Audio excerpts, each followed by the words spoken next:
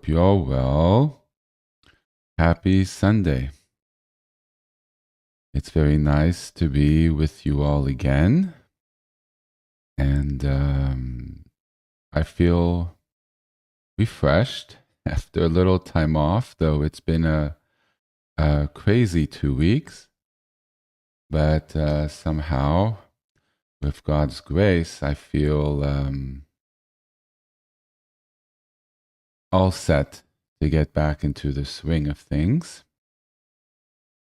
Today was an incredibly beautiful dawn in California, so beautiful from my window that I had to take a picture. There were small little clouds over a hill, and the hill was, of course, very tan because of the heat and everything's dried out. And we rarely have clouds in LA, sadly. And they were just positioned so beautifully, and little small ones, which is even rarer over here. And it was very nice.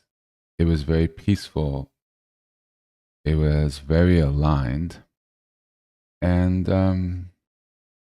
I kind of thought, why can't that feeling happen 24/7, where we feel that calm and that peace and that clarity? And but I'm glad I experienced it, and I felt it was very fortuitous that it happened right before HP Shalom. So I wish to speak about the period of Elul leading into the High Holy Days, which are the days where we reflect upon our year and we sort of make straight our path, and we enter into alignment with Hashem, with Adonai, a very important part of the year. And it's really at the core of everything that I teach on returning into alignment and repair our ways and our lives, and sort of redirect onto better and nicer highways, which results in very nice, better ways to live and happier lives. So why don't we take a moment and just kind of take a breath and center ourselves. And I'll be speaking a little bit, but not too much. I'm resisting the urge of putting all the teachings that I would like to give into one session. I've reminded myself that there are 4 weeks to Elul, one of which I believe just ended, before Rosh Hashanah.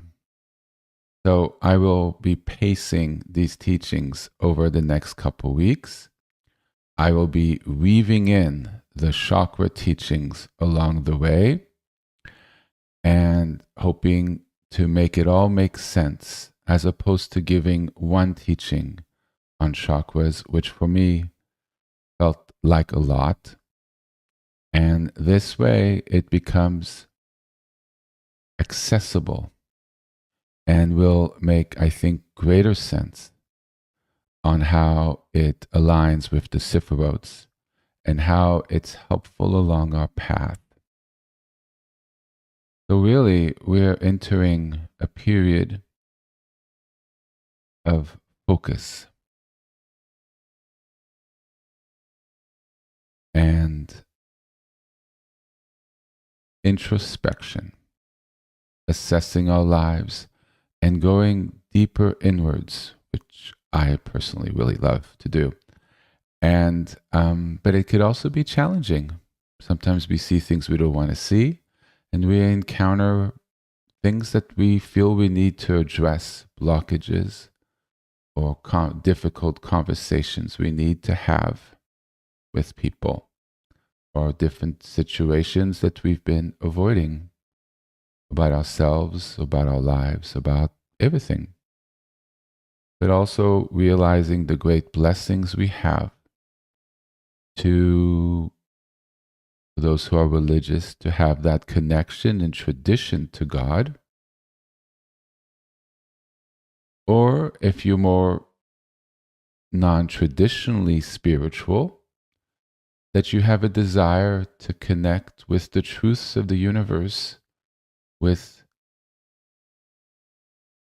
teachings that point to living a better and more aligned life, and being open to teachings that come from a religious tradition, but realizing how it can apply to you generally and specifically, that there is guidance to be had from something more traditional, and that it could also bless your life. These teachings are open to everyone. I just base them in the Judaic religion, but the themes and the concepts are universal. They apply to all mankind in that they speak to the truths of life and how to live a good life, and across the many different religious beliefs that I have studied: indigenous, Eastern, Western. Interestingly enough, they all have the same bedrock of teachings, and they point to the same path on how to live a good life. They might have different ways of going about it, different languages, different focuses.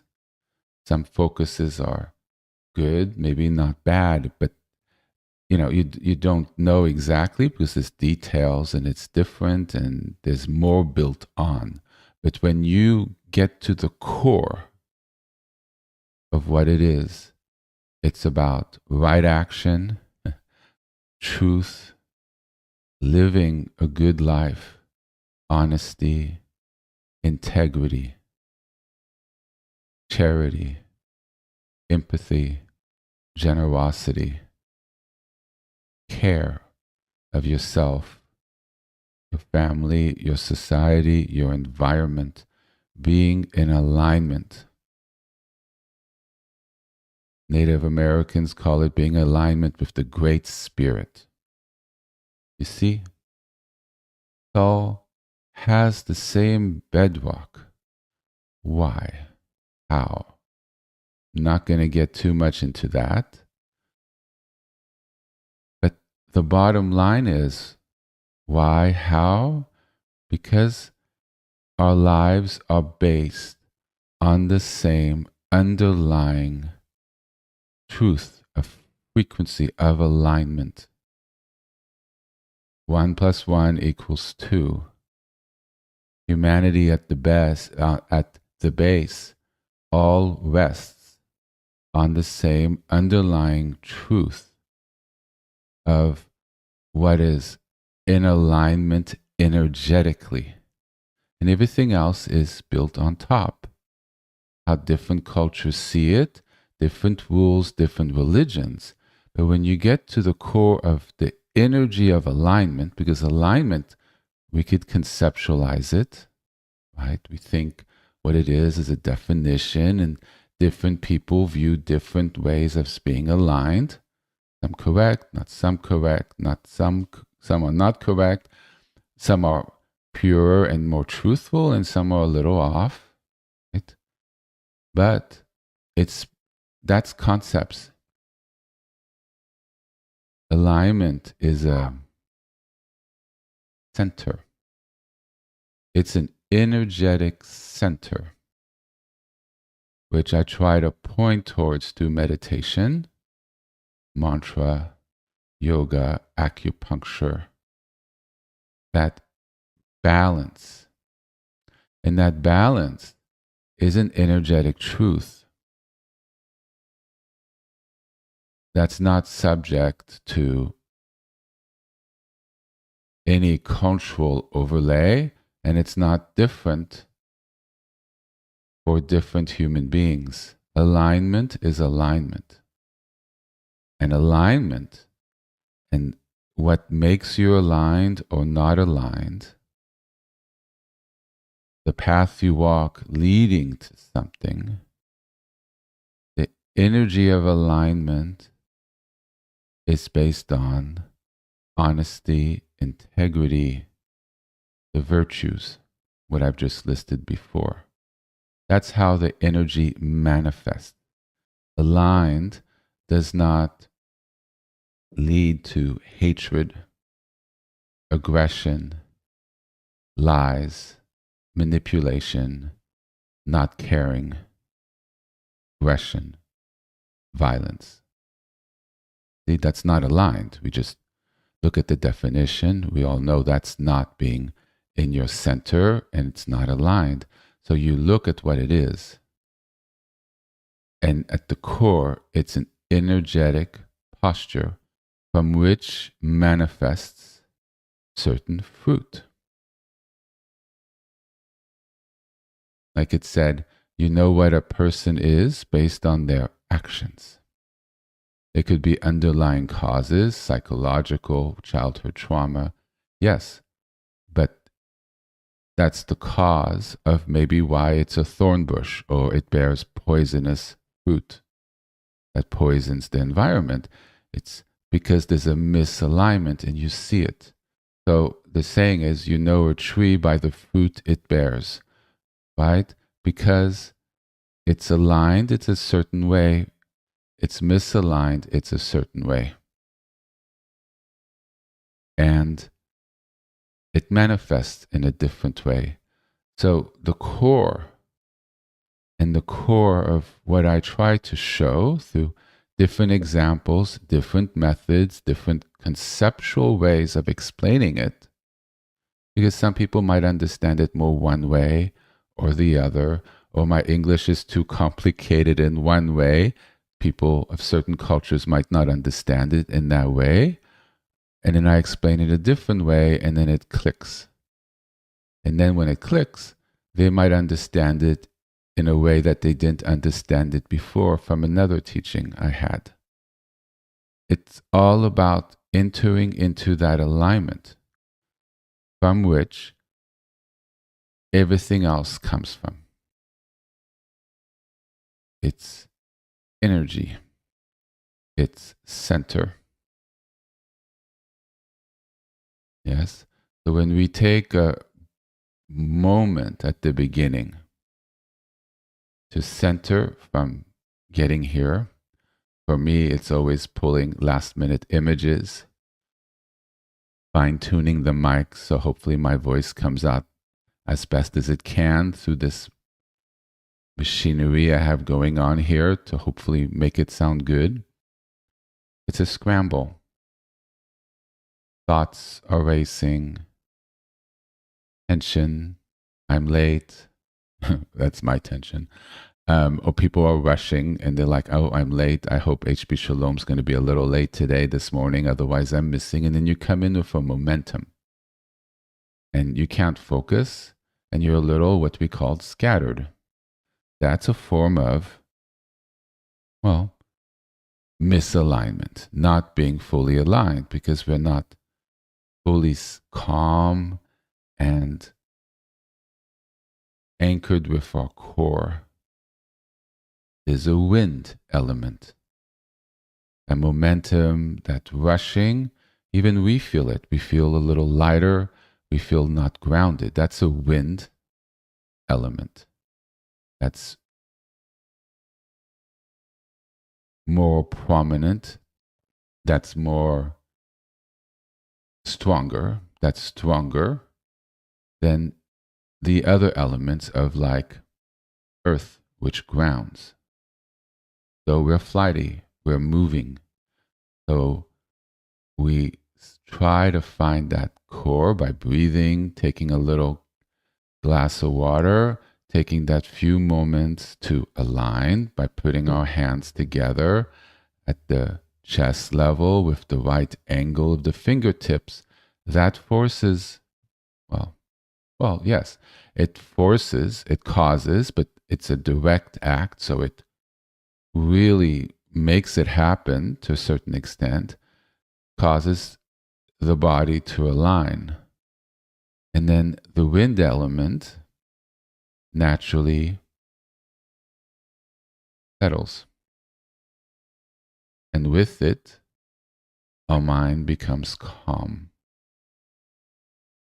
And then our wisdom, our intelligence, our ability to see concepts one might not have considered before, and to understand the deeper, more profound levels of it open up for us. Because we enter an alignment, and the complete tools of what's our birthright as human beings start becoming accessible the more and more we enter into alignment, as the current of life flows through us and aligns more with the upper sephirots or the upper chakras. And I've just launched into the complete teaching when I wanted everybody to center first. So why don't we take a moment and let's center. And but this is a little bit of a summary of what I'm going to be speaking about for the next couple weeks, in conjunction with this period of re-entering into alignment to repair what's broken. This is a constructive time to turn inwards. In the Jewish religion, this is the time where we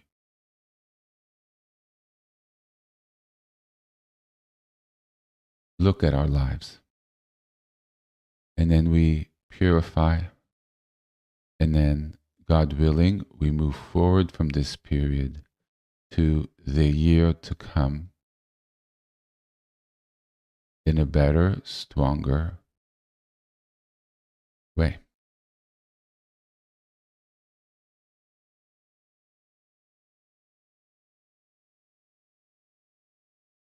Very wise person suggested to me that I should follow more the liturgical periods of the year and speak about them. Last year I spoke about Rosh Hashanah, but I left out a few of the other ones. This year, I'm going to be particularly mindful when there's one of the holy days coming up to engage what it means, because they're significant for our lives. They assist us. They're reminders. And they have a historical context. And it's important to remember history. It helps us understand how to engage today through their example and what happened in the past, as well as align us with something that was a little simpler.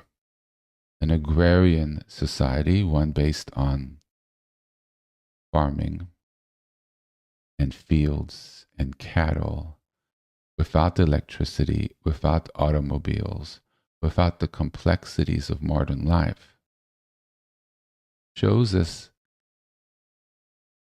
what alignment looked like back then in a way that's clearer for us, because it was based more in harmony with the seasons and more in harmony in a simpler form of family structure and society. But that same alignment that's found back then, we're no different than they are. And there's much we can learn. So, my dear friends, let's take a moment and breathe. And then we will begin. So if you need a glass of water, go to the restroom. Let's grab some food, which I'm going to do. Do it mindfully, consciously, with intent. Don't do it being scattered. Remember to breathe and remain in alignment. It's a practice. And you start with certain periods of time, like this maybe 7 minutes I'm going to give us. And as you practice it, the alignment meditation practice, we could bring it into our lives a little bit. Like, it's a Sunday afternoon. I'm going to spend the next hour and focus on living mindfully. It's an intent, soft touch. It's not like I'm going to focus. Like, okay. And if you see yourself wavering and losing connection, you say, oh, no, I'm being focused. I'm mindfully going to focus on shopping at the grocery store. Doesn't have to be all fancy. I'm at the grocery store. I am in this aisle. I have things I need to buy. And then you keep yourself there. And you'll be amazed. The boxes of cereal, the colors will look brighter. You will notice the huge variety we have in the Western world. You're like, wow. And you might be open to exploring one. See one that's healthier, or one that why didn't I see this? Oh, this is a new one. Oh, I would love to try that. I'm a little, bored, or, this one's a little stale, and, I've been using it for years. Let's see if I could bring a little zest into my life of something new. The world opens up, and a trip to the grocery store becomes something incredible, fresh, new, open with possibility, and not the normal, oh God, I gotta go to the grocery store. You're there and you're like, oh my God. And you come out enhanced, refreshed. Your mind is in a different place because you learn to settle there. And when you leave, you might notice the sky. You notice how the buildings are arranged around. You have a different perspective. But that perspective was always there. Our speed, our movement, our list of things going on in our lives keep us from being present. And we miss out of a more lush, fuller, magical, dare I say the word, way of being. That's actually much more nourishing and less stale. It's a way of being, of living, that's in alignment. It opens up.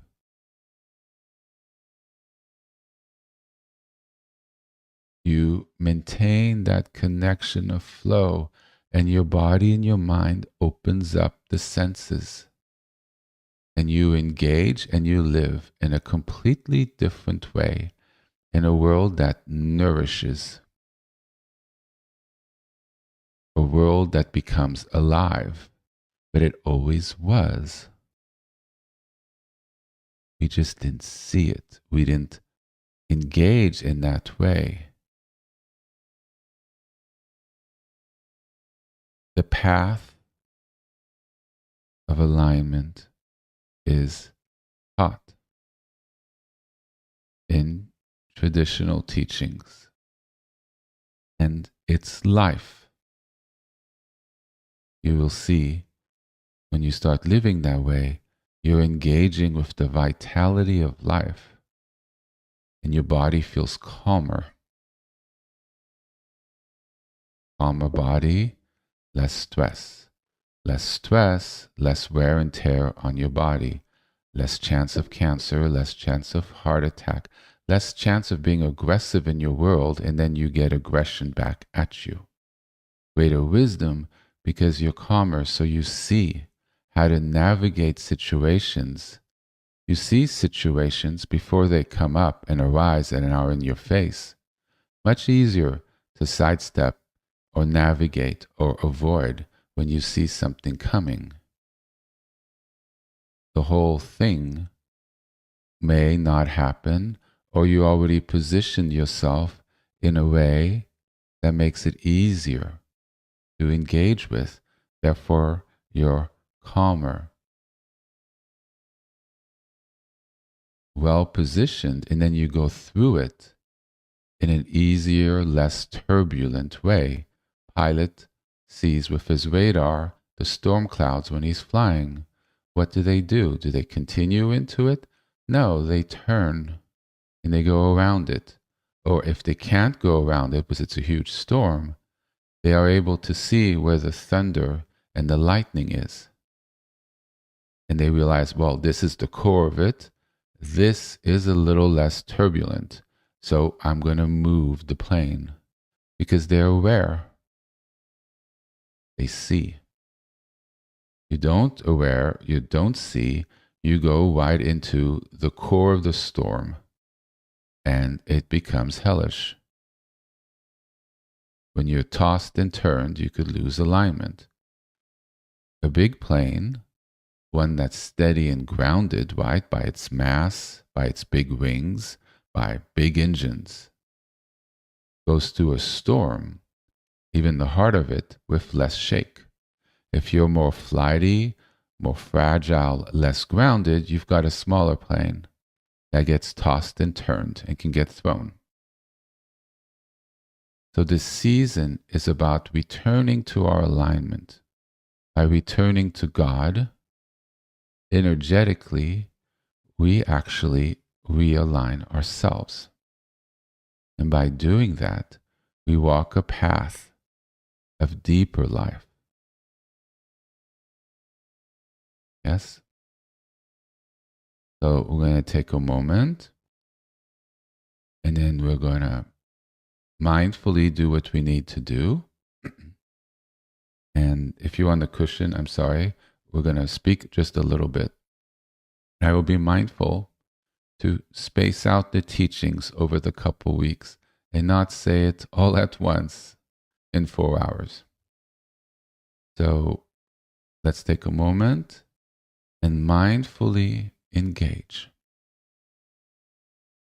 So I hope everybody will get up, even if it's just to pet your cat, or even it's to look out the window, but try to engage with something and do it with presence. It's not an intense focus. It's a soft touch. You're in the flow. Not just a hippie saying. They're in the flow, but they're not grounded. So they're flighty and it goes into crazy land. You're in the flow, but you're grounded.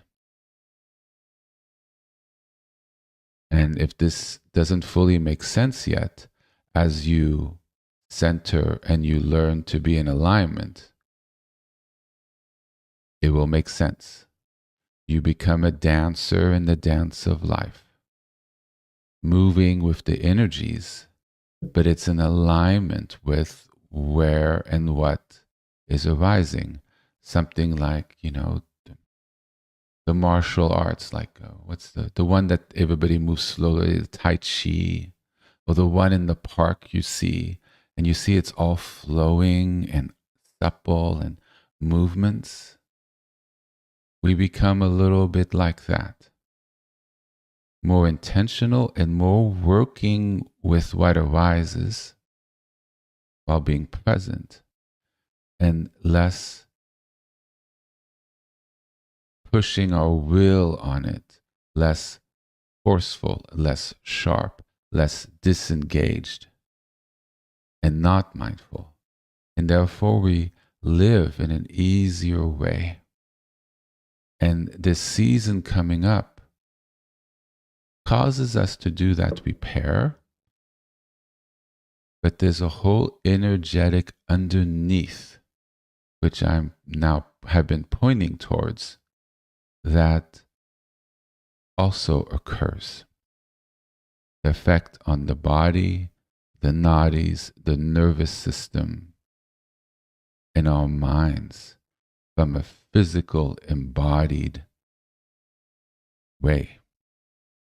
How we're structured inside in our nervous system undergoes a change as well. So we're going to take 7 minutes, and I invite people to try it out now. Okay, 7 minutes. So 7:50 Pacific time, we'll be back. And,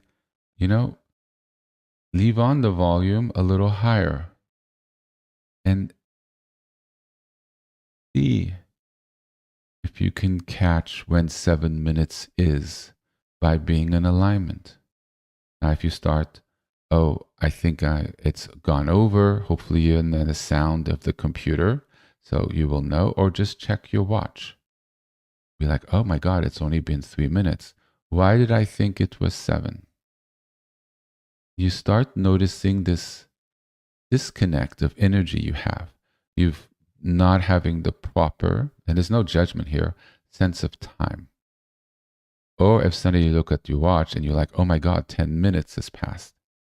Again, the energy of time in you isn't aligned.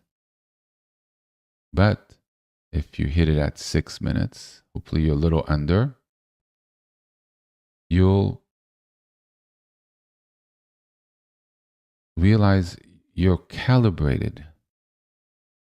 There's a manifestation in your life that occurs when you have found that collaboration. You'll I need to leave the house in 7 minutes, and you do what you need to do. And when you check your watch when you're out the door, it becomes 7 minutes exactly. And it's not one time, it's every time. Because you're in the flow and things naturally, without effort, line up. It happens. You can't understand fully why. It's one of those things. But when you're in alignment, these things happen. 7 minutes, my friend. So we're now at 7:52. Let's see you soon.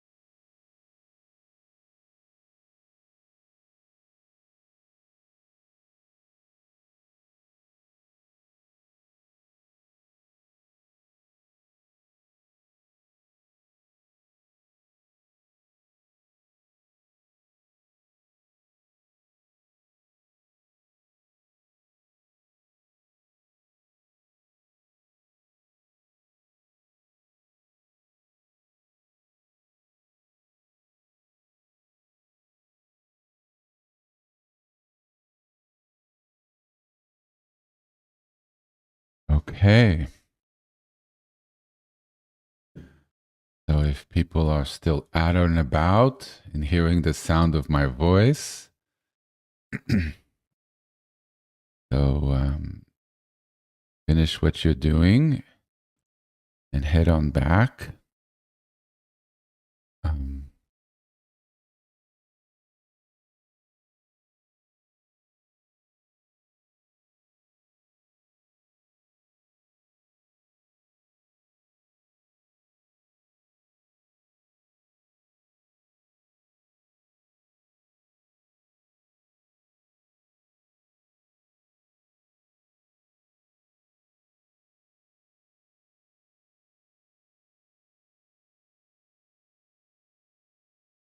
Giving everybody a little moment.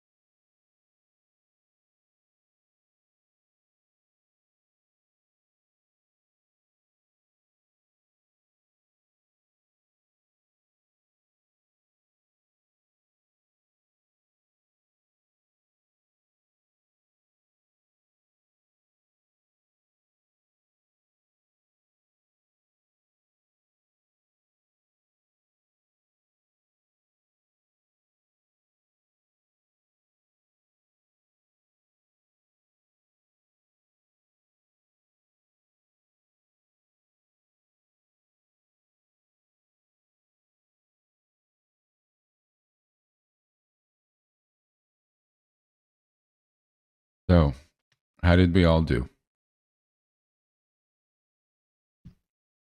So, since I use myself as an example, how did I do? Well, I completely lost my personal focus. I was eating a protein bar. And when I sat back down, I'm like, did I finish it? I didn't think so. And I was still hungry. And then I couldn't remember where I placed it. So I just had to hunt for it and quickly eat a little more before I started again. That's okay. I'm dealing with a very challenging life situation, very difficult.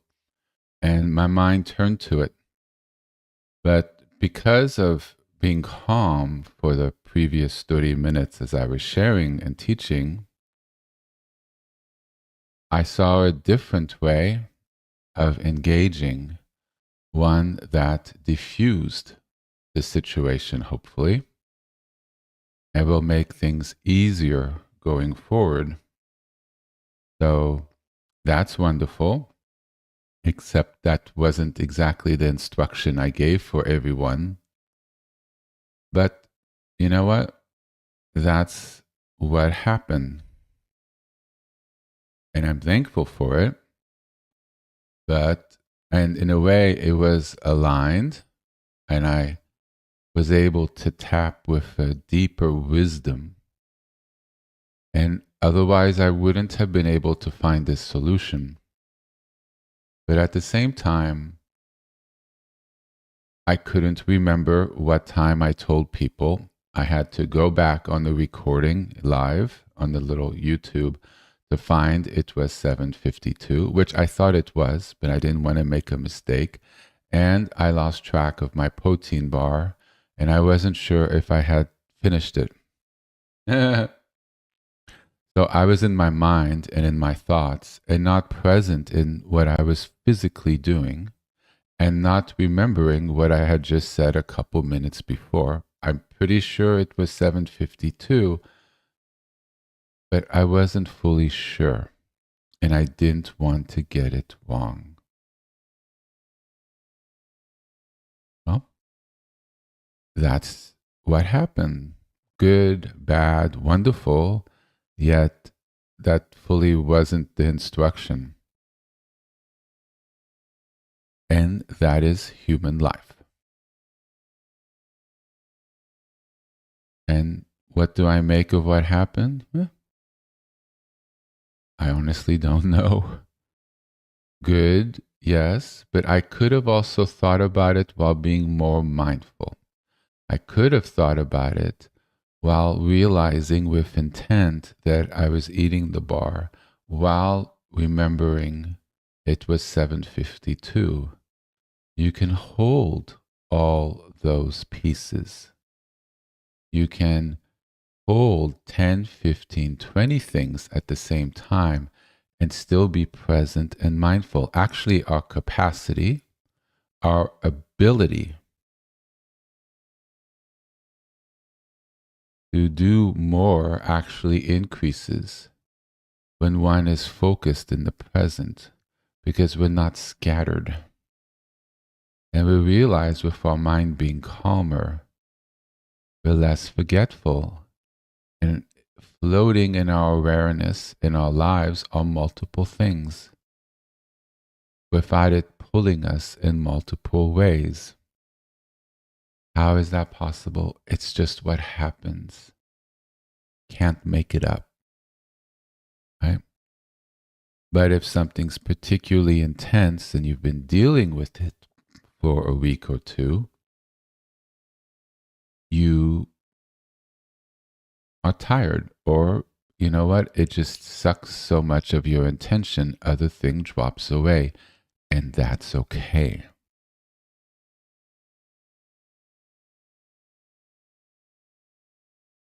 So, see, I pointed out to a lot of things of what I said, how to look into it, what happens, holding different things. So I hope me using this as an example helps people understand how this sort of all works.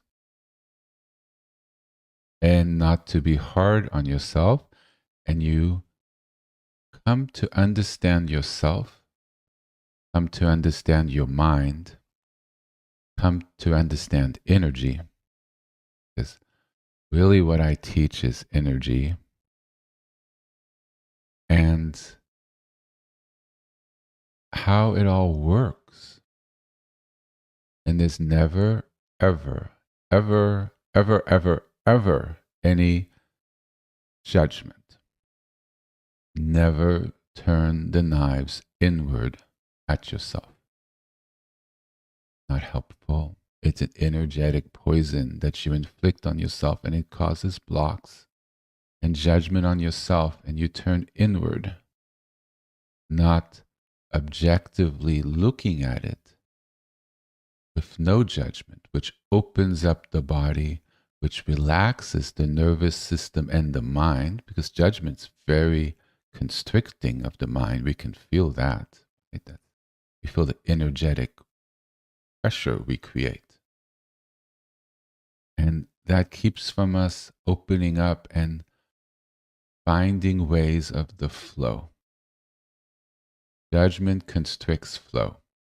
So a tight river, very narrow, with the same pressure going through it, the same volume, same amount of water going through it, creates a lot of pressure where the water is thinner. But if the water is wider, with the same amount of flow, it might actually be safe to swim in. But if it's really tight, you've got rapids. It's suddenly 60 miles per hour. And then suddenly you have problems swimming in it. Yes?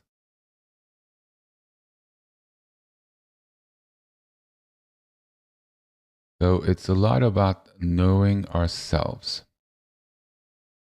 understanding the human condition,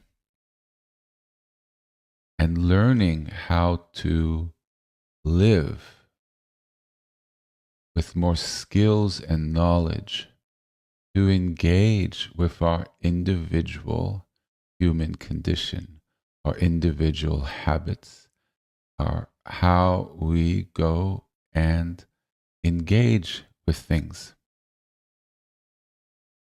We empower ourselves to live with intent,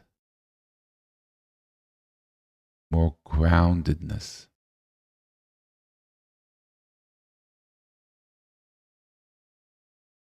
The word intent for non-native speakers, you put both of your hands on the driving wheel, but you don't grasp it for dear life. You're moving along your car and it's like a dirt road and there's bumps. You don't hold through the bumps. You'll damage your car. You allow the car to partially drive itself so it goes through and around and works with the road. There's a flexibility, but at the same time, you don't allow that flexibility to turn the car off the dirt road into the rocks. You also don't allow the flexibility to suddenly position your car to a big hole where you will get stuck or break your axle. So there's a flexibility, but also an intelligence that also guides it. Yes? That's a form of alignment. The soft touch. Yes? Or harder touch if there's a lot of current and you need to really cut through it. That's a more advanced teaching.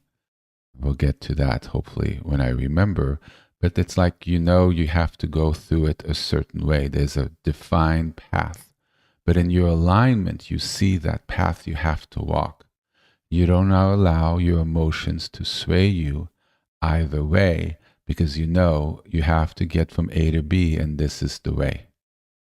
Wavering is not optional. So you grip that steering wheel and you cut through whatever occurs to get to that wise decision you made, and you don't allow the currents to move your car left to right because you might get in the wrong spot. But at the same time, things can come up and you work with it. So it's not too tight, but you're mindful that you have to end up at point B. But you're not so rigid that it has to be this way. But you're not so loose that it doesn't go through. And you don't allow your emotions to sway you, which gets you to point C. And then when you realize you're at point C, you realize I made a mistake, I should be at point B. And that's the cutting through aspect. You're cutting through the emotions. You're cutting through obstacles to make sure you get at point B. I have an example I could give, but it's a little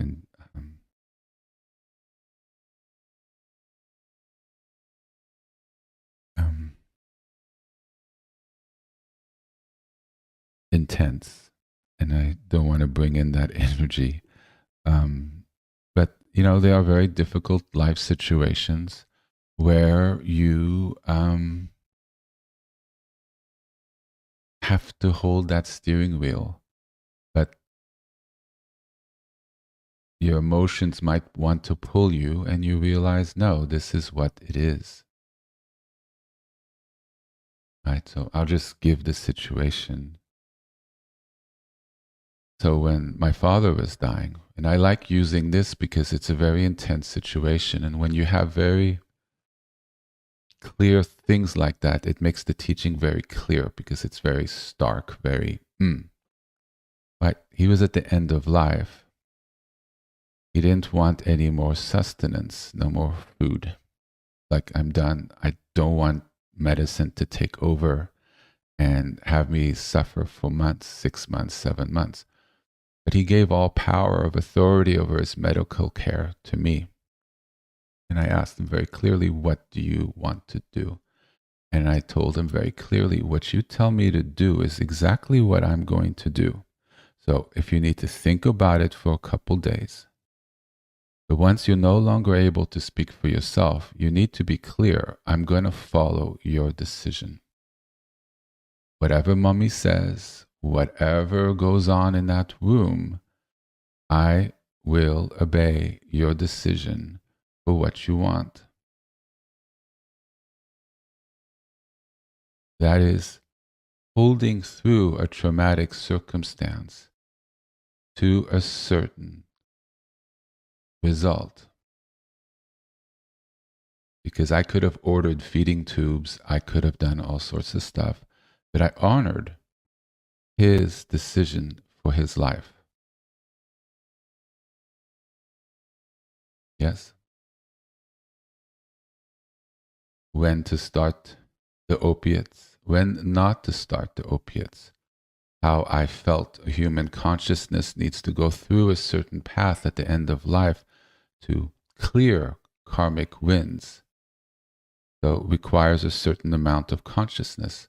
But when to start the opiates, when to increase the dosages so there's no pain. But then the consciousness goes away and the person is already halfway gone. How to manage the flow while heading to a certain destination to optimize the result. Yes? There's an awareness and there's an intent.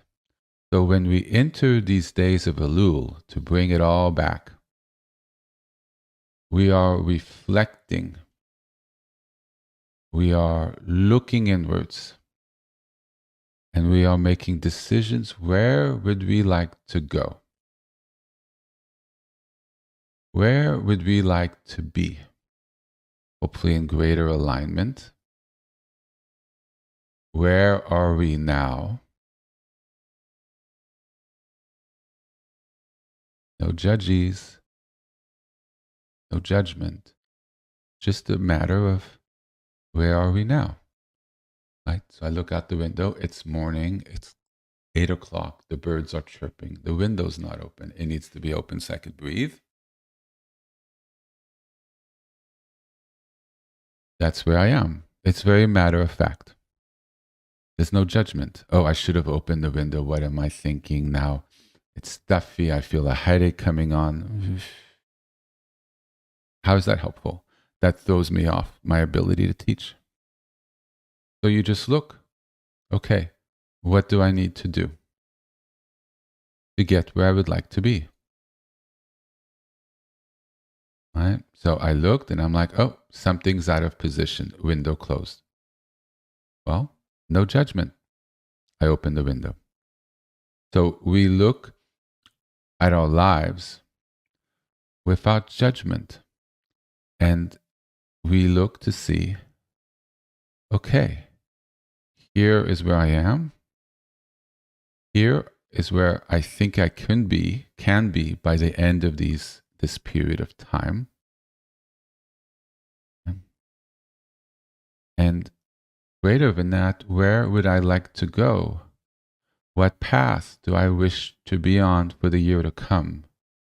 And then ultimately, depending on where we'd like to be and our ability to do that, directs where we are next year, the year after that, and for the rest of our lives. But we don't get overwhelmed by that.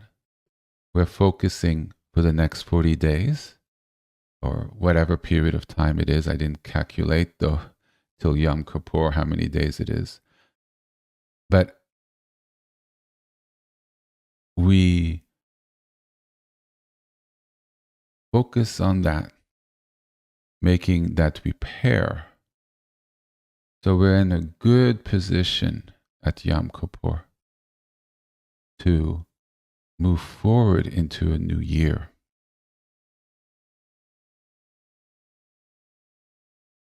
Yes?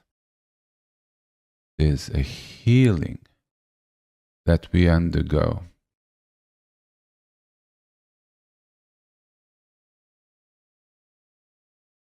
A realignment.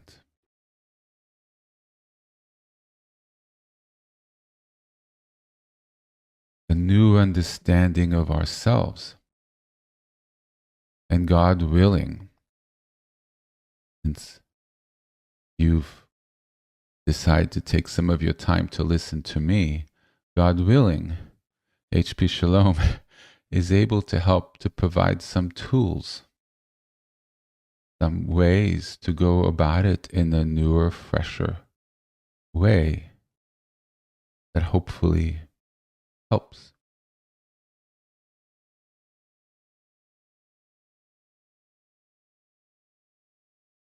So mindful, I forgot to get more water. So, one moment, please.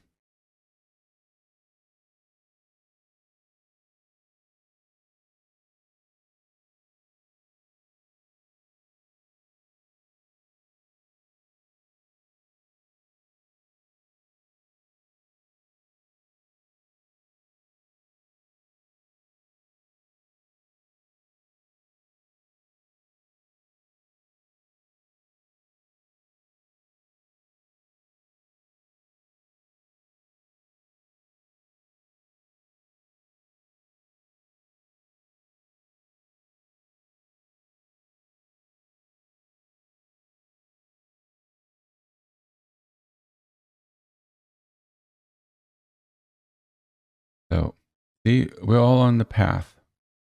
And we can be flying high in a Learjet, and then suddenly it becomes very grounded. And we, um, it's different. And then you work with those circumstances. And those circumstances could last a couple days, a couple weeks, a couple years. But you know how to get back to a certain thing.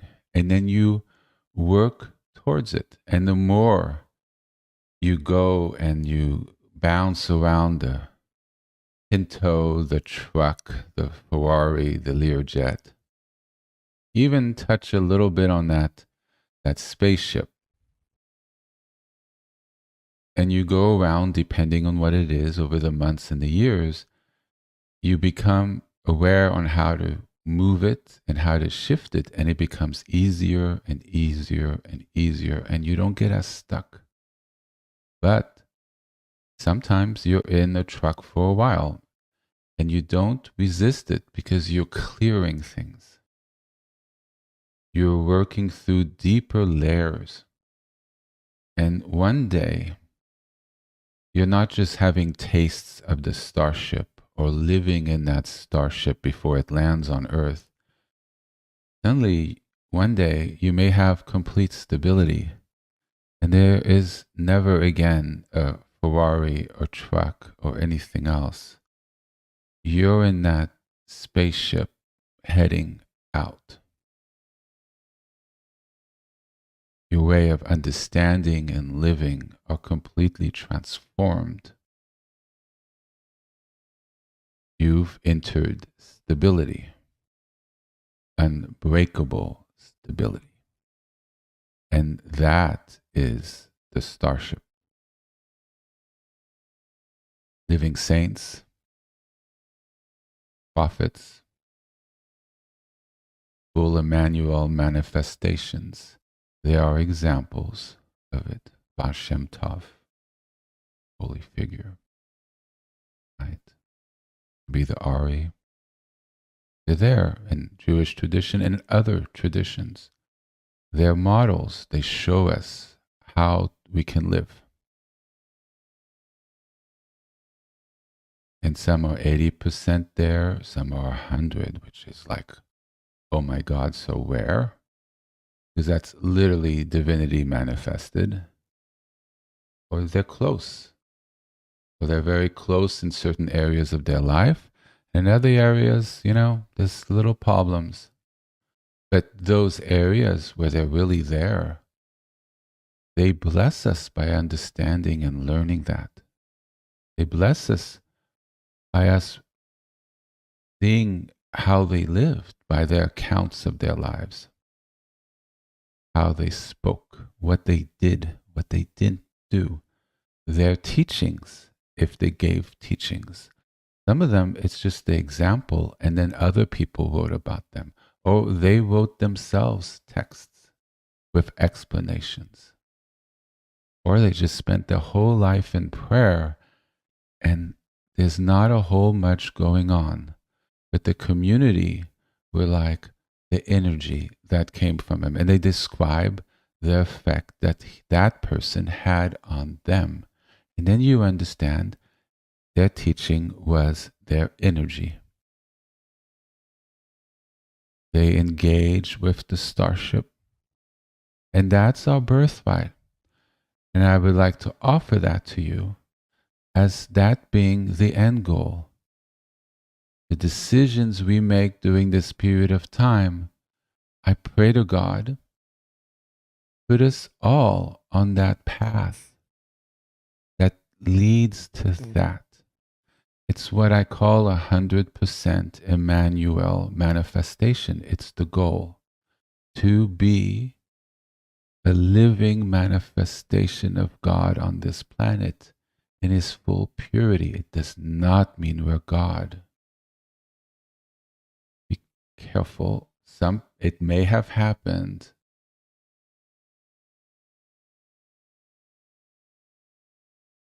in a certain way, like God deciding to come and take a full human form, if it ever happened. Not commenting on that. But can we take ourselves as human beings, however flawed we are, and make us as close to a living manifestation of purity as we are as a human being, and embody the virtues and qualities of God: charity, wisdom, compassion,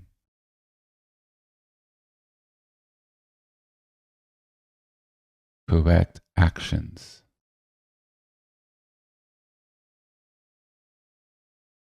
You see, that doesn't make us God. It makes us like gods. L-I-K, my accent. L-I-K, wow, I just did it again. L-I-K-E, like God. Similar to, embodying the qualities that are comparable to God's to the extent we can, because His empathy, compassion, wisdom by far extends that we are capable of. Just because it's so, and we can't understand it, it's so massive, it's beyond our limited thinking, because we're at a certain frequency on this planet. If our minds ever went there, honestly, I feel like we would stroke out. We would have a stroke because it's too big, it's too mammoth, the energy's too expansive. It can't embody here. But the path is to be as close as we can get to what the Torah, the Tanakh, the sacred texts, what we know in our inner being as being aligned,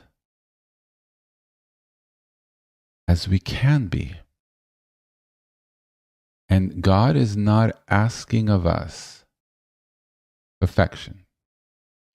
He is not asking of us to be 100% manual manifestation here. It's rare. Very rare.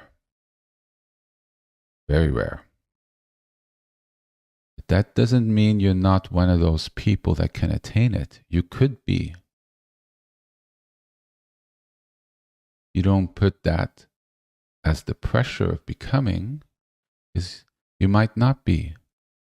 But is that your goal of hoping you could be and you point yourself in that direction and repair and improve your life. You tikkun your life, your thoughts, your actions, your wisdom. You tikkun your repair, tikkun your alignment. You repair and realign, so you have the intent and you start making decisions that can lead to that. That you go from being completely off to a 20% manifestation or a 30%. You're moving along the road.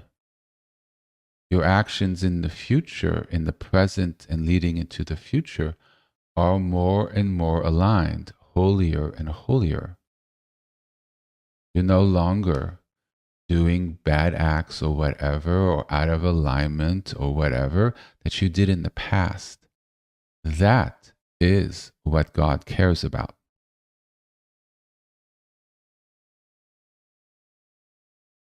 Where are you headed? What's your intent? Do you regret what's done? And are you making, and you don't live in that regret, you don't live in that judgment, that just keeps you stuck. Okay, I did that. How could I repair and move forward in a better way and have that redemption? That coming to terms and finding and asking for God's grace, and then working to a better future for yourself. That is what God cares about. It's written in the texts, and I've discussed it before. I could find it back in the Torah, and I'm sure it's all over the Tanakh. God's compassion knows no bounds. We cannot quantify it in our minds. What we think might be unforgiven is not that limited scope. What we think cannot be forgiven is a limited human scope. We cannot know the mind of God. We cannot know the level of compassion and forgiveness that He has. And that sacred texts say that it's beyond what we think is forgivable. This is what they say. Period there. Not really up for debate. Because we're limited. It's expansive. God's expansive. He's the embodiment of love. What other people might think, the judgment of God, the vindictiveness, it's not it. Pardon the judgment. It's a misunderstanding. God is the embodiment of love. Alignment is living in love. God created us out of love. 100% Emmanuel is an embodiment of love. If you think about it, empathy is love. Charity is love. Doing the right thing is an act of love. It's of care. It's of alignment. What's aligned and what's holy is living in peace, in shalom. You love, you live in shalom. Do we see how it all lines up? So if God is the embodiment of shalom, the embodiment of love, and love forgives. Our job, for lack of a better word,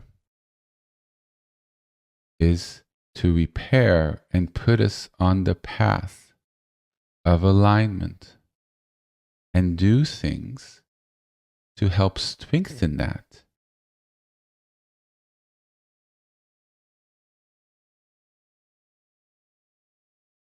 When we fall off during the coming year, and we're humans, no judges, we notice it and we make that re-intention, that recommitment to be like, oh, okay, and you repair what happened. You ask God for forgiveness. I've lapsed again. And then you're like, okay, I need to fix it. This is what I did wrong. How do I go about not falling into that again? But it's also not the intent. Well, each time I do it, I'm just going to ask God for forgiveness, and, and that just takes care of it. And that's how you go about your life. God is no idiot. There's no genuine repair or intent. You're just trying to game the system. Very American saying. You're trying to, Jesus, how does one even say game the system?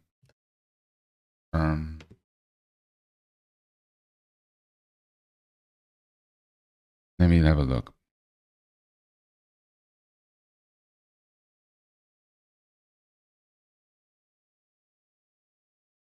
There are expressions in the American language that you pick up in society. So it enters our colloquial talk, or the way we speak, and that's just the way it is. We're part of our society. Gaming the system means to exploit or manipulate the rules and procedures of a system.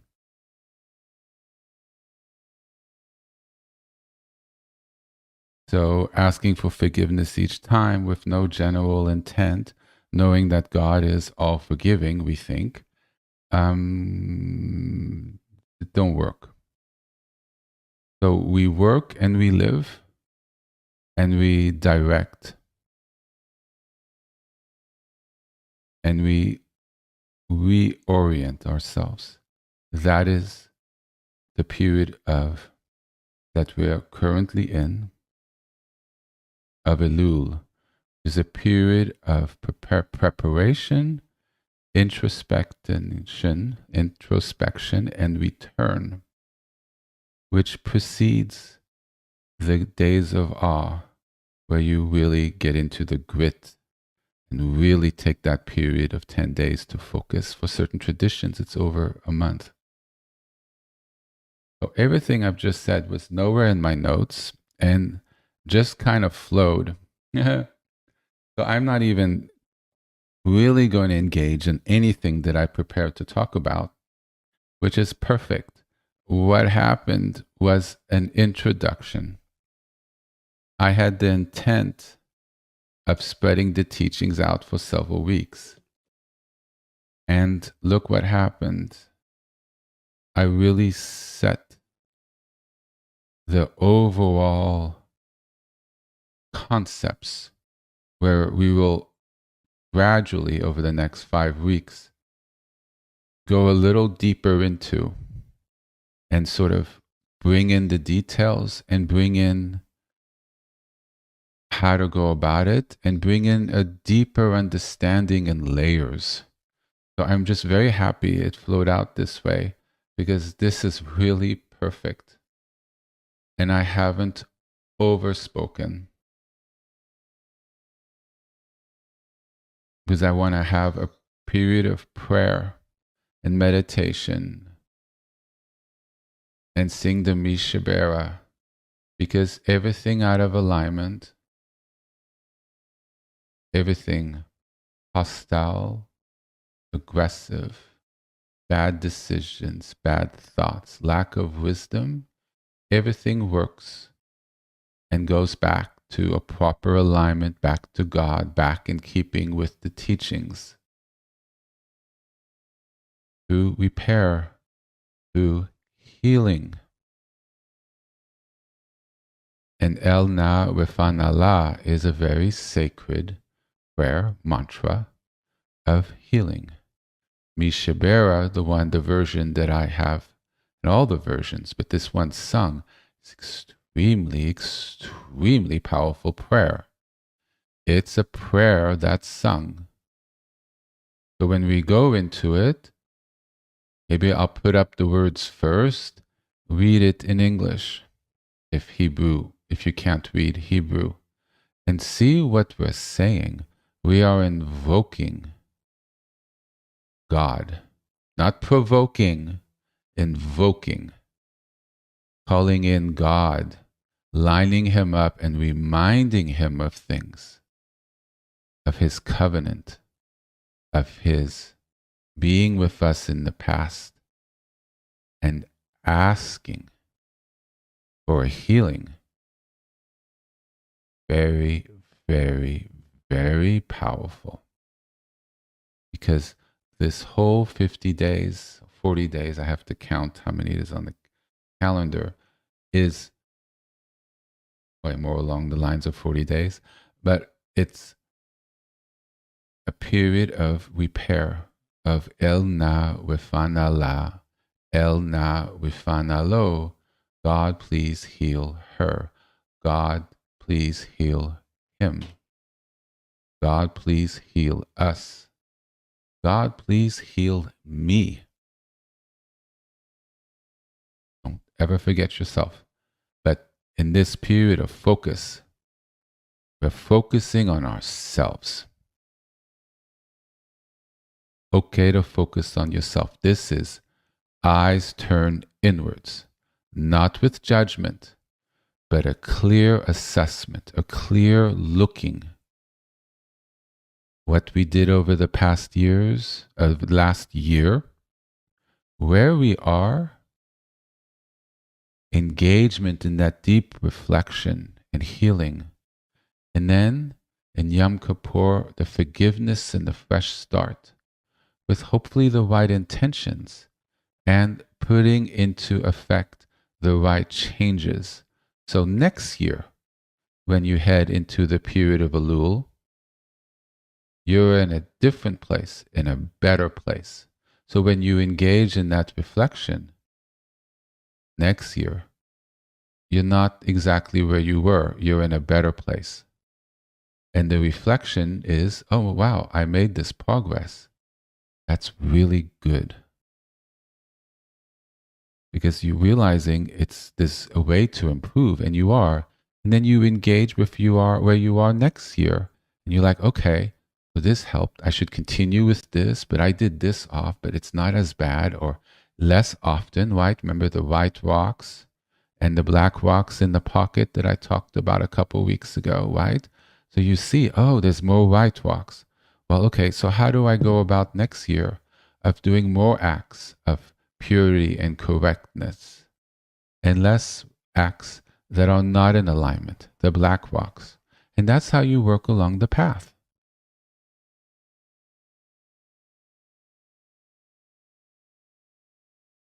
So I'm going to quickly look at my notes and speak just about Elul. I'm not even going to get into the chakras and the nadis. That will be in the weeks to come, because I'm going to weave in the teachings on the chakras during this period, because I promised you that I would teach them, and I'm not going to put it off any longer. But this is a great period to speak about the tree of life and how it works with our bodies. Alignment is found in our bodies through our energy channels. It is found in our minds, our desires, our wants, our thinking, our emotions. Then hopefully with energy, pure, our minds aligned, we connect with the upper siphirots, the wisdom and compassion of God. We connect with God, and his blessings become stronger because we're in his flow. And things get easier and easier and easier as you walk along the path, because we're in more and more alignment, and we put out fewer and fewer energies that are out of alignment. And then things come into the flow.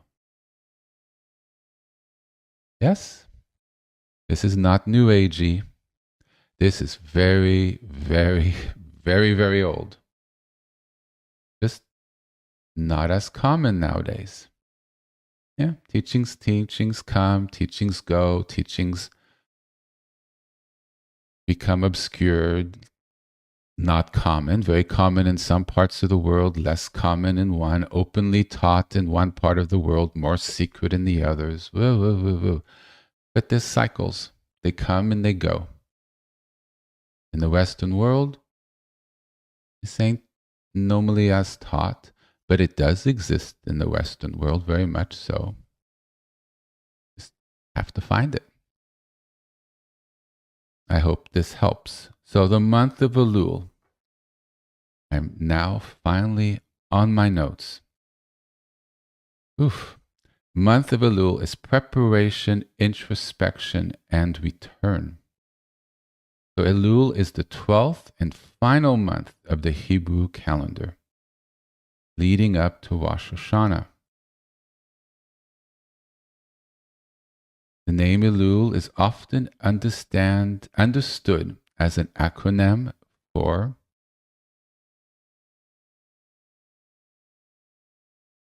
I just really don't want to butcher the Hebrew, but let me try. Because it's from the Song of Songs, chapter 6, verse 3. Ani lo dudi van dudi li. I am my beloved's, and my beloved is mine. This suggests that the month is one of loving return, not fear-based repentance. And I'm going to really speak about that theme in the coming weeks. But loving reunion with the divine. Let me say this again. It's actually a very traditional teaching.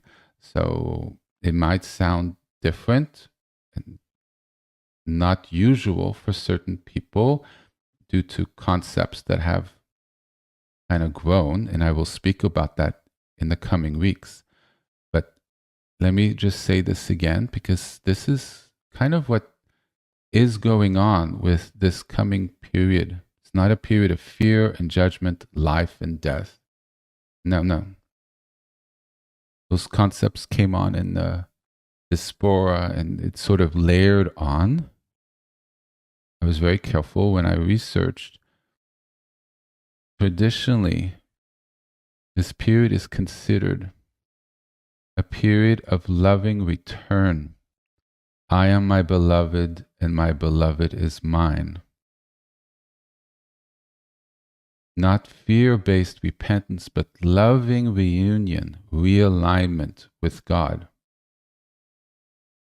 Every day of Elul, the shofar, the ram's horn, is blown to awaken us, to awaken our soul, to wake us up from our patterns, to call us into reflection, call us into awareness, to change, to decisions, to a reorientation, a movement in our car to a different lane, to an off-ramp. There's 2 ramps ahead of us. There really is 2 ramps ahead of us in this season.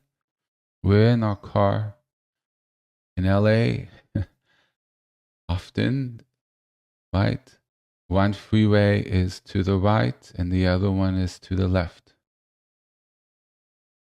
Right? The 405 to the 5, the 405 to the 101.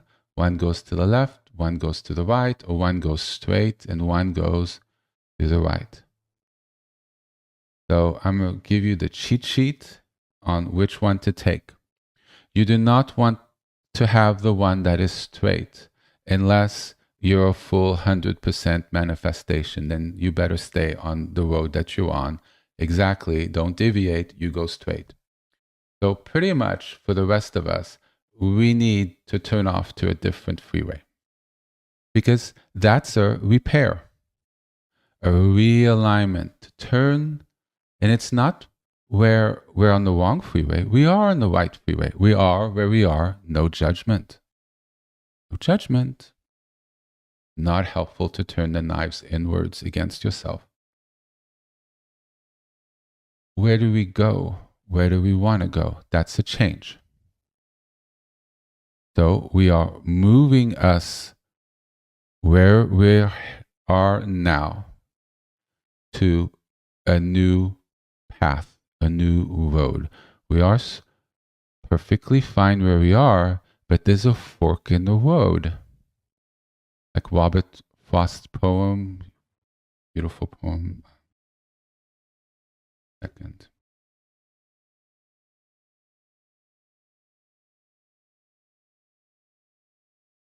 Let's see. Yes, here it is. Oh, his most famous poem. Yes, we do bring in culture at HB Shalom. Let's see.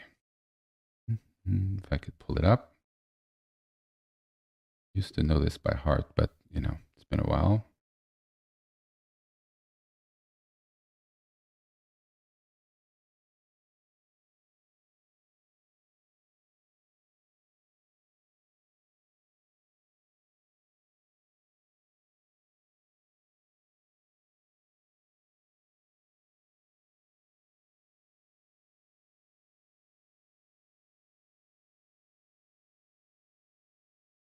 Yeah. Well, you know what? It actually completely works. So I did a little quick reading to make sure it didn't head into an interpretation that didn't quite help. But let's take a moment of one of the most beautiful poems that has ever been written in the English language. I believe Robert Frost was an American poet. It's been a long time.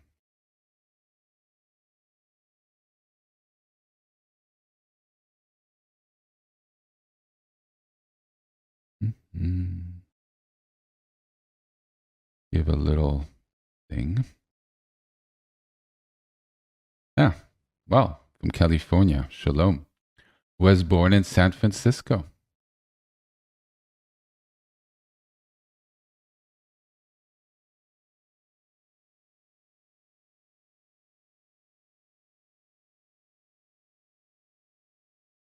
Does it even say when he was born? Oh, here we go. Born in 1874. Wow. Died in 1963, age 88. So, full American poet, educated at Dartmouth. Wow, very impressive. The Ivy League school, and also did Harvard University with no degrees. Well, these poets. So, very American. He had, yeah, I saw it here. It's important to understand a little bit of what you're reading because you realize that he earned 4 Pulitzer Prizes. Those are the highest prizes in literature in America. Well deserved. So this is Robert Frost, one of the most famous American poets that's ever lived. The poem is The Road. Again, my accent. The Road Not Taken.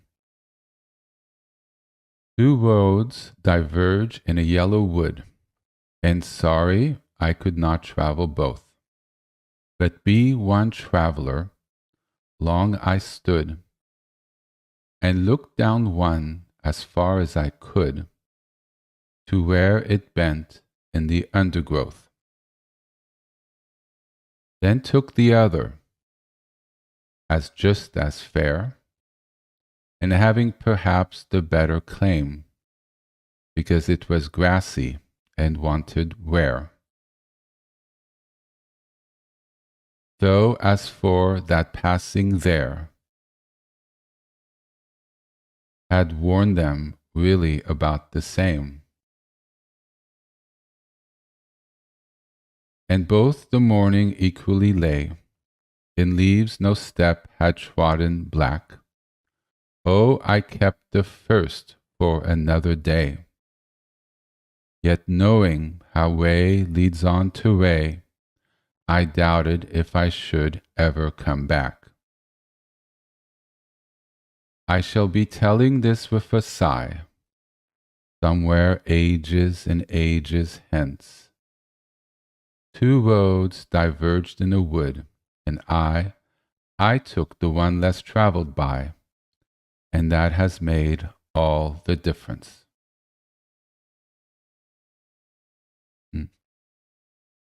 Beautiful. Just actually one of my favorite poems.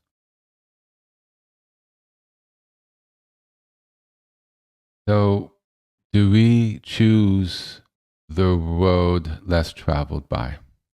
We see the road that most people travel on in this planet. We see it on the freeway. We see it in our office place. We see it in our politics. We see it in our family dynamics. We see it everywhere. I don't need to speak about it. Or do we choose a different path? Path of different mitzvot, a path of turning inward to repair, a path of turning outward to repair and improve our world to the extent that we can. Sadly, that is the road less traveled by. Sadly. But do we decide to take it? Period of Elul. Are we preparing to take that road that all the religions and societies and spiritualities of this world that are good point us towards? And as he says, that made all the difference for him.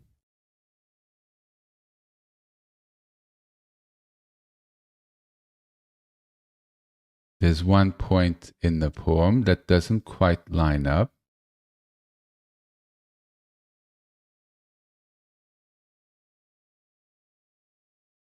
The other road is not just as fair, meaning it's not just as good as the first road. There's one road that leads into the dark woods, and we are knowledgeable enough and aware enough and have, God knows, enough examples to see it clearly. It's not like beautiful pastures and then suddenly you're in a dark wood and you're like, how did I get here? Everything was great. I didn't know. We all know. So one path is we see the dark woods, the wolves, God knows it's not the path you want to go. And you see that you would do bad actions there. You see there's bad results and you see you're perpetuating violence and anger. And, we're not dumb. Let's just not pretend and fool ourselves. We know where certain instincts and misalignment lead us. Just look backwards the last year and we see that. No judges. Some it's minor, some it's huge, some's in between. Some situations we're like saints, and otherwise, other situations we are so far from that. So we look. Then we look at the other side, the path of repair, the path that leads to nicer and broader pastures. There may be some woods to get there because we're currently in the woods. We have our habits, but we see the light. We see the pasture on the other side. And even if we can't, the holy books say that it's there. We have a map. God willing, you have H.P. Shalom to bring in years of study and contemplation and hopefully wisdom to say there is glimmer down that path, even if you can't see it. The holy books, read them. It's very clear. They inspire, they guide. Higher religions are based on them. Why? They provide the map. So we have a map. Good actions, good mitzvot, realignment leads to the daylight, takes us out of the woods. But not in the woods. It's really great. But we could look at the field and then we see a path leading to the woods. We go backwards. Or we see a path leading to better pastures. It's less rocky, it's less off. The path becomes straight. It's no longer winding. It's no longer up a mountain. It's no longer, it's endless struggle. We make straight our path to God. And if we're not certain what to do, we ask people, but we all know what's right or wrong. Spoken about it many times. We have that inner knowing. If we're honest, we honestly know what's the right thing to do and what's the wrong thing. We have that inner compass, compass, right? We know which way is south, north, west, and east. We know what's good, what's bad, what's healthy, what's not healthy, what's wrongful, and what's right. How? Why? How is that possible? Because the cathedral of God lives within us. That light is in us. The Shekhinah is in us, no matter how buried it might be. That is that inner knowing, that voice that says, no, no, it's not right. Now, whether we could follow it or not is a decision. And sometimes it's not a decision. We're in a river of habit and we hear the voice, but our reaction's too strong and it overwhelms the voice. That's okay. Well, it's not okay, but it's okay in the sense that we're trying and we're on the path. So we work to being able to allow the voice to overcome what our reaction might be. See? We're working with 100% good intent and we're really, really trying. And we bring in helps and aids, psychology, behavioral therapists, whatever it might be, to assist us that our urges do not get the better of us.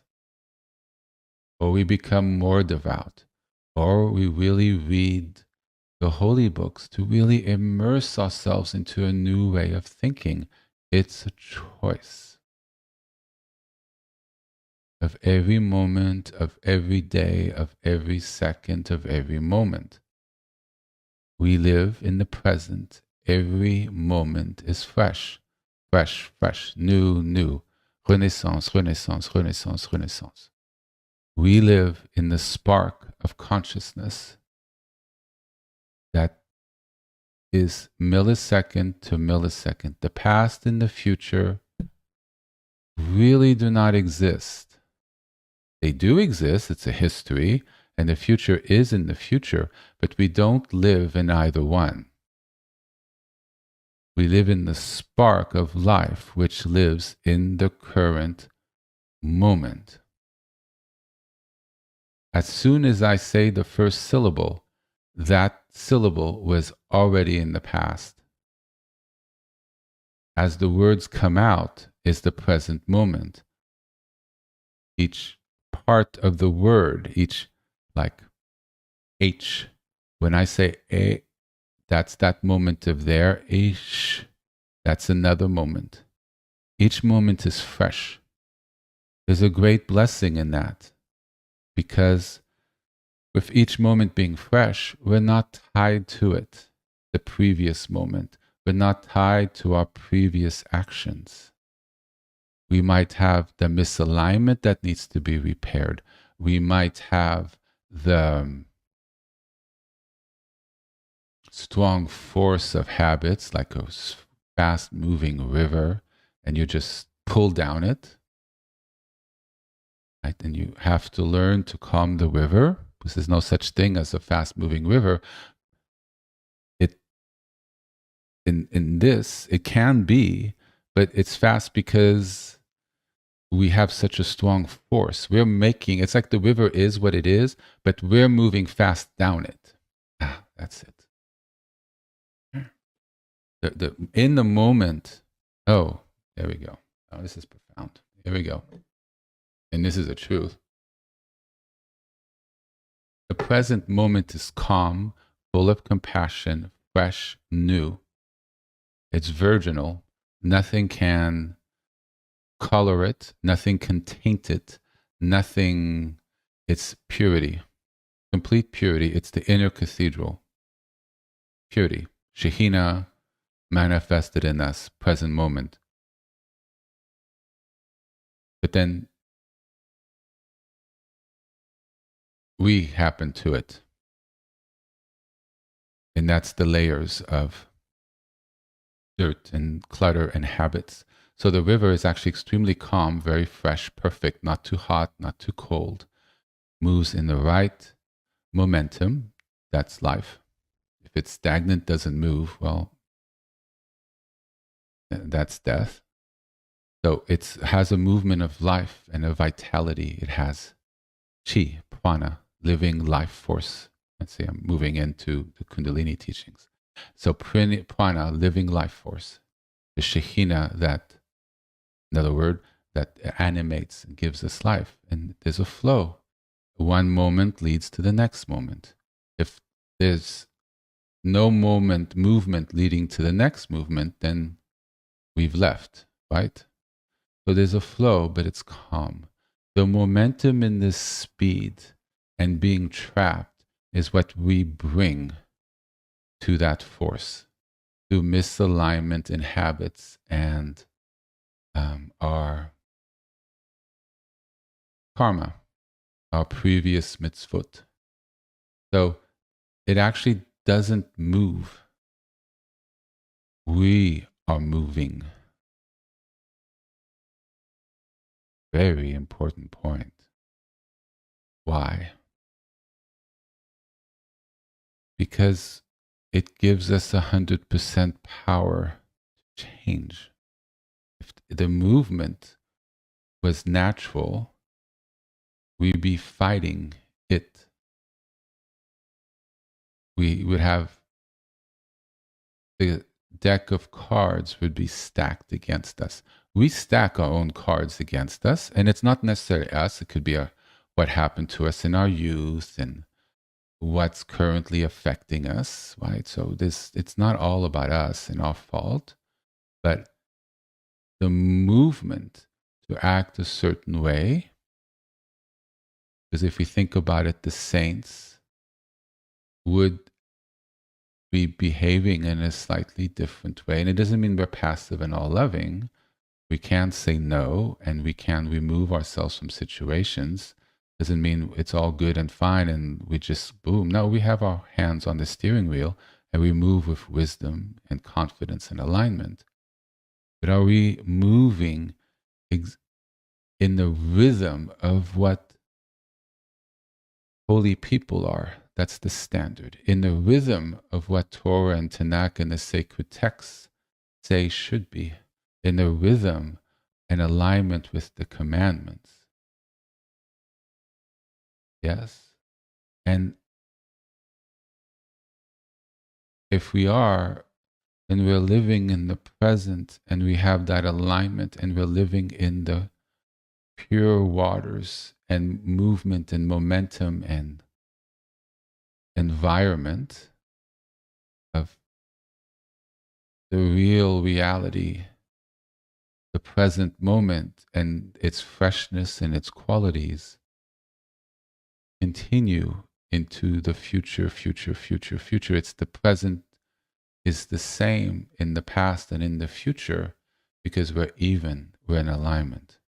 So the movement and the unbalanced and the waves that we have is what is that human nature, our condition, what affects us, no judges, that is layered on top of the inner cathedral.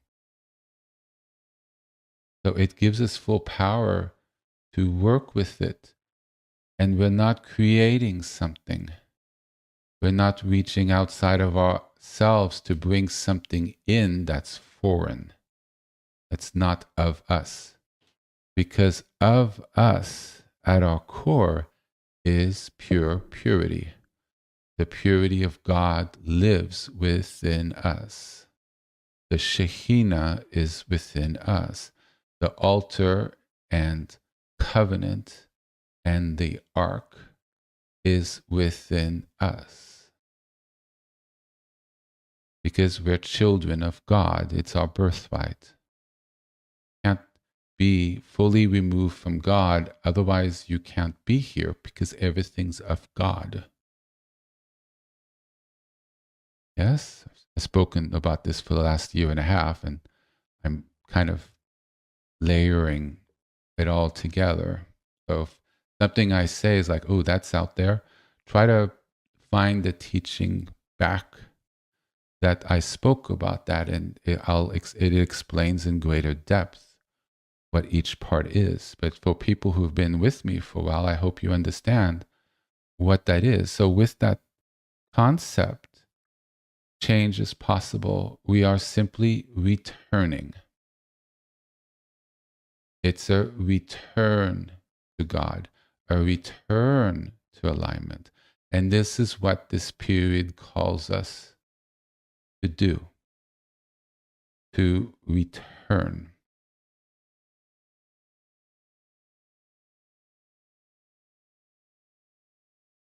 Briefly back to my notes, and then we're going to pray and meditate a little bit. I'm not even past the first page. That's great. That means there's a lot yet to come over the next couple weeks. I'm just skipping through this here. I want to get to the quotes. Perfect. Here we are. Double back next week.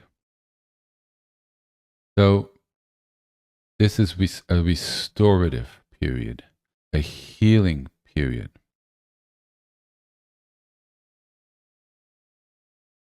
We return into alignment, into the life force, the purity of the Shekhinah that is alive at 100% within our inner cathedral. Deuteronomy chapter 5, verse 33. You shall walk in all the way that Yahweh, that's exactly the word that's used in the book, so I'm not going to hide from that, or Yadveh Vahe. You shall walk in all the way that Yadveh Vahe, your God, has commanded you, so that you may live. Proverbs chapter 3, verse 6. In all your ways acknowledge him, capital H, and he, capital H, will make your paths straight. The return to God,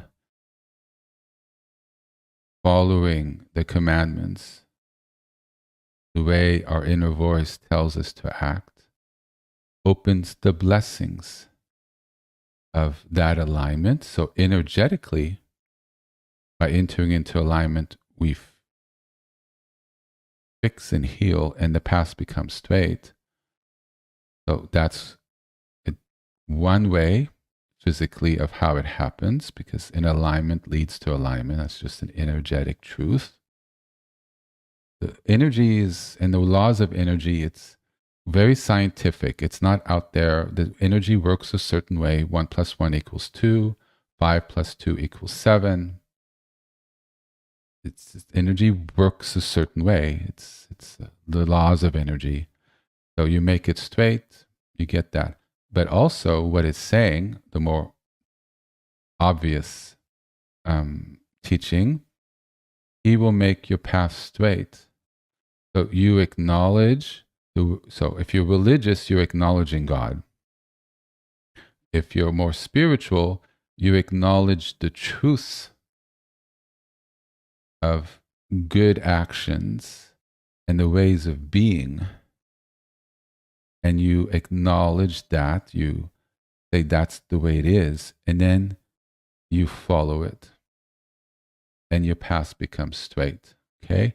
The religious interpretation, which I follow, but doesn't mean the other ones are wrong. It's just a different way, an additional layer to the previous two truths I've mentioned. This layer, the religious devout way, so you acknowledge God, you acknowledge Hashem, and Hashem will make your path straight. That's the blessings of God. You get blessings at the other levels, but they're more by the nature of energy, right? So this is more of a religious, spiritual blessing that's beyond what we do. So we do the rest, and it's 1 + 1 = 2. 2 + 5 = 7. That's just the laws of energy, really not debatable. And as you move along the path and you have a greater understanding, you'll realize that's what it is. This is saying, in all your ways, you acknowledge him, and he will make your path straight. This is saying, acknowledge God, and I would add respectfully, and you make efforts to walk the path. This is saying 1 + 1 = 7. Because he will make your path straight invokes a blessing. And the blessing of God means you don't have to walk the linear way. 1A + B = C. Or to get to New York, you have to hit all these cities along the way and change all these freeways. When you acknowledge him, and this is the religious path,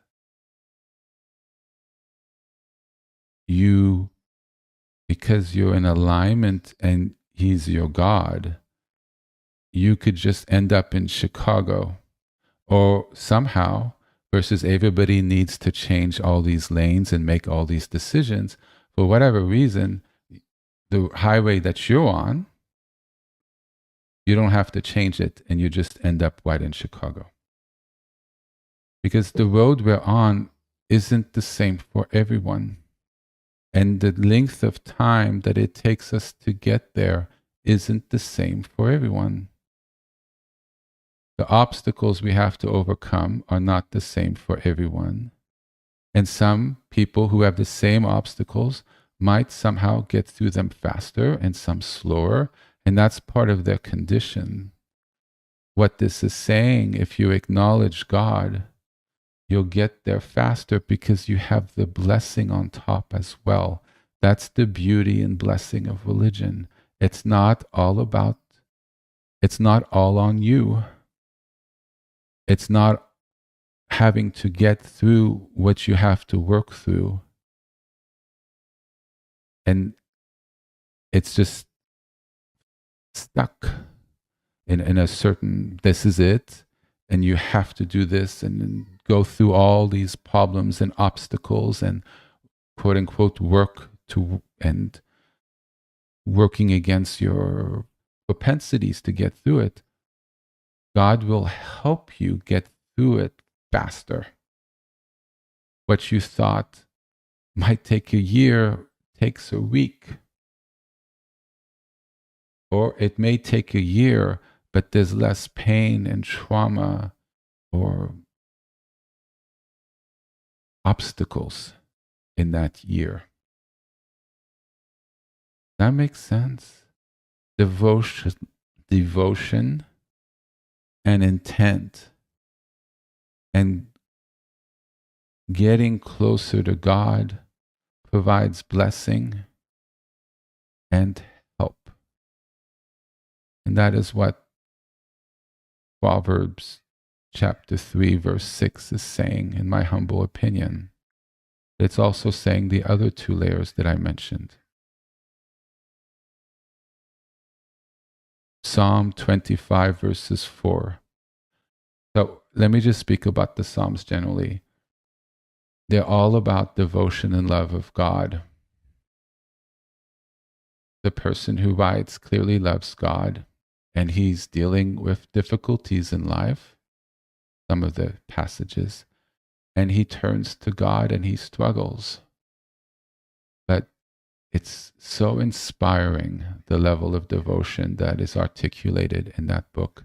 It is some of the most beautiful poetry that's ever been written, but it's definitely some of the most beautiful poetry that exists in the Bible.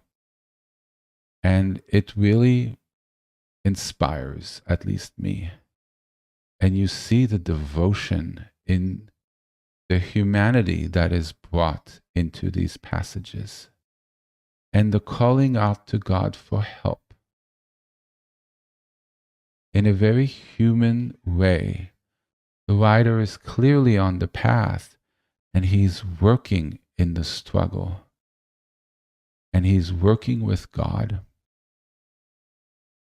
So I just want to offer that about the Psalms. And this chapter, in this verse, 25 verse 4, speak to that. Make me know your ways, Yadveh. Teach me your path. So you're asking God for help. Teach me how your ways are, how to walk in alignment with you. Help me know it. Help me teach it. And, implicitly, help me walk it.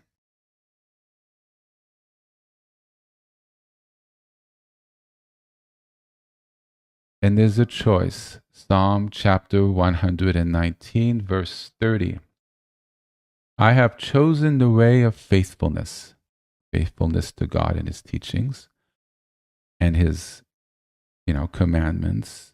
Do not steal, do not kill, do not commit adultery, and all the guidance that the saints have mentioned of what a holy walk is like. So I have chosen the way of faithfulness. I have set your ordinances before me.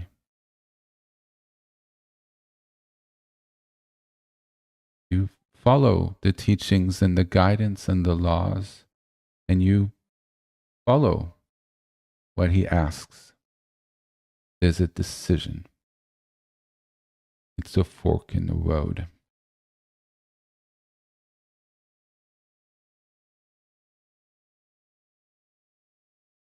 One second.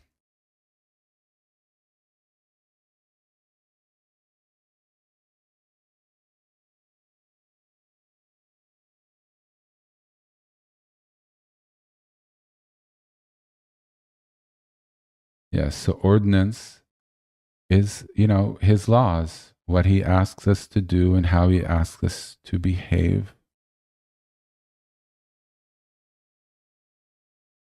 One moment.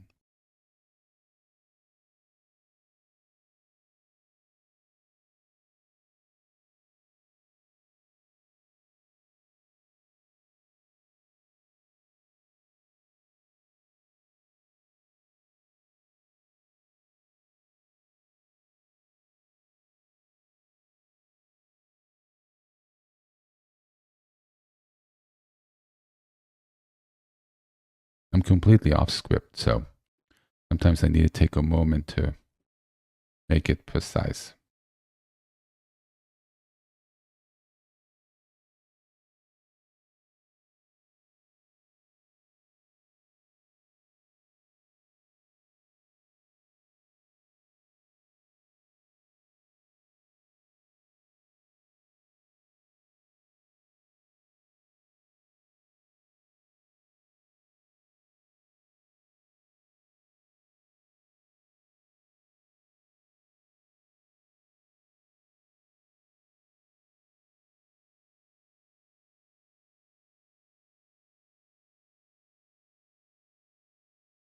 Yeah, so ordinances, sometimes you have to dig a little bit to really get the definition. Means God's rules or guidance. Well, it's more rules because he makes it very clear for how life should be lived. Ethical instructions like honesty, fairness, and care for others.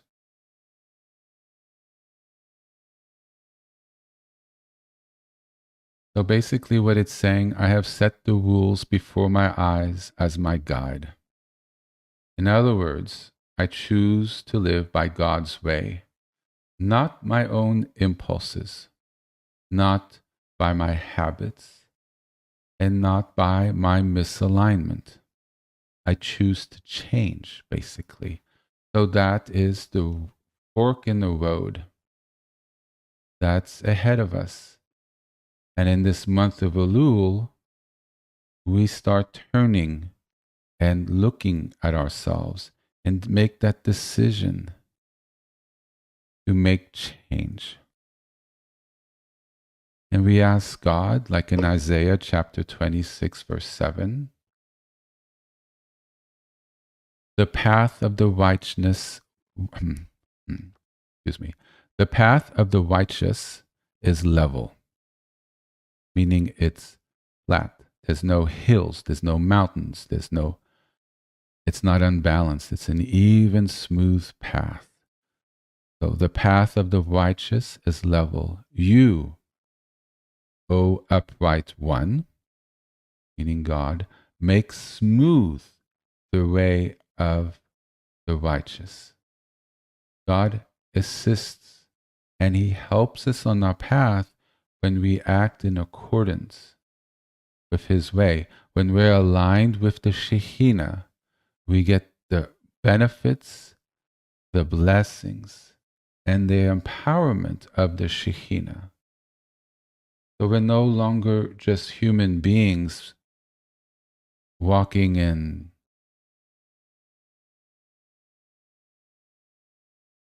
somewhat purity or impurity.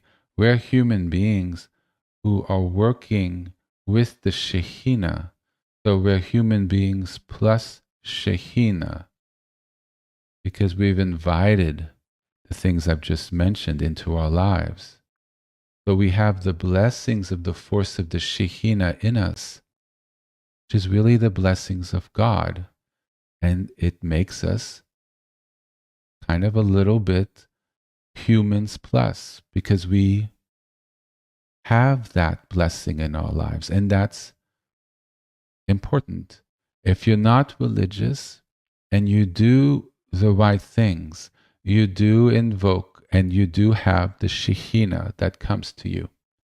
It's not contingent on being religious. I know this might be a little. Some people might take issue with this, but I'm sorry, I think theologically that's correct.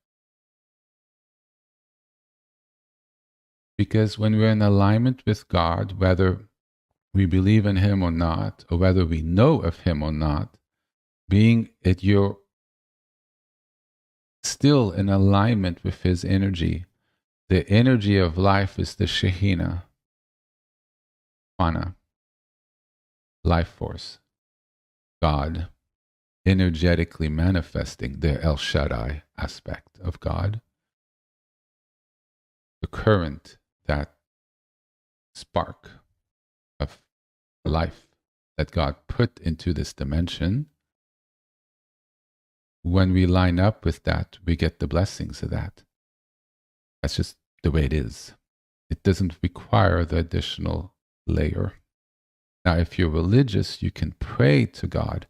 Now you're opening up a thing that's beyond the Shekhinah, that divine manifestation that you've turned to God and you've opened yourself to Him to receive.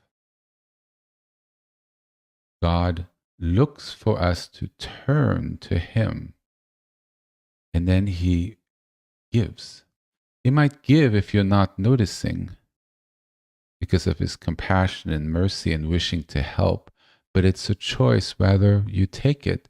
If you turn and you focus and you pray, then the fountain of blessings really start to flow.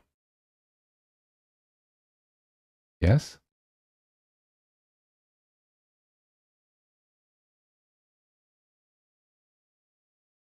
Psalms chapter 5, verse 9. Lead me, Yahweh, Yahweh Vahe, in your righteousness because of my enemies. Make your way straight before me. Well, enemies don't necessarily be enemies in the way of someone wishing us harm or attacking us or trying to mess with us. Our enemies, but you don't do judgment, can be all those habits and that karmic force, that momentum of our river, of our propensity that keeps us from aligning with God. So Lead me, Yadvevahe, in your righteousness, in spite of my enemies. Lead me in your righteousness.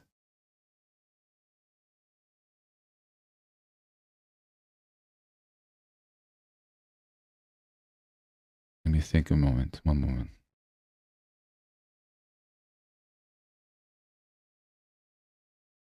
So let me just alter this prayer slightly, if I may. I don't want to, I'm changing it and I don't want to go there, but it sort of touches on what I've been saying. Lead me, Yadve Vahe, in your righteousness to doing well.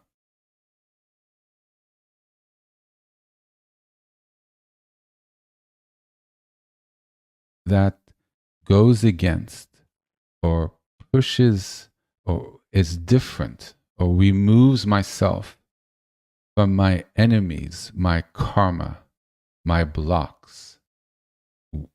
That you're leading me on the right path and I'm overcoming these things that block me. That in fact are sort of enemies that live within because they keep us from fully aligning with God's holiness. And your prayer is, make your path, your way, the way back home, straight, easy. A road that's straight is easy. It's direct. You get to point A to B in the fastest, smoothest way possible. A road that's not straight goes through mountains, curves, might be bumpy. It's not bumpy necessarily, but it's, you might have to go to city B to get to C. A straight road goes from A to C. It's fast. Also, you could say, let it be the superhighway where you can go 75 miles per hour. That's perfectly paved. That's at 7 in the morning on a weekend where there are no cars, where the air is fresh, where it's smooth. And you get there in record time and you're not tired. And it was easy. That's our prayer. And that's where we ask God's intervention, His engagement, His active engagement in our lives to bestow a fountain of blessing. Amen. May it be so.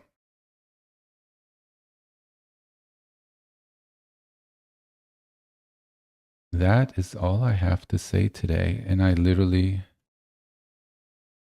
barely touched any of my notes. But thank God that is a perfect introduction of the season we're entering into. And I invite you all to start today.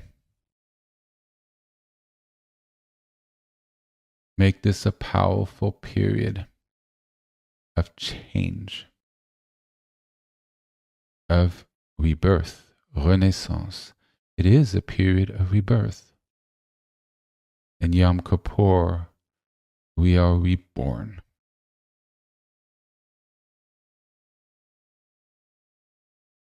Into a new year.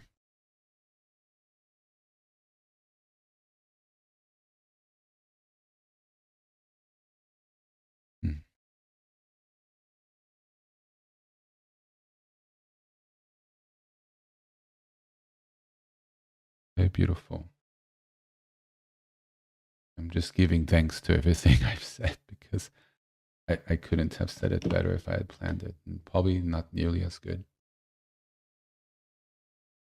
This is the entire spiritual path in 2 hours. Everything is based on this. Everything. Everything.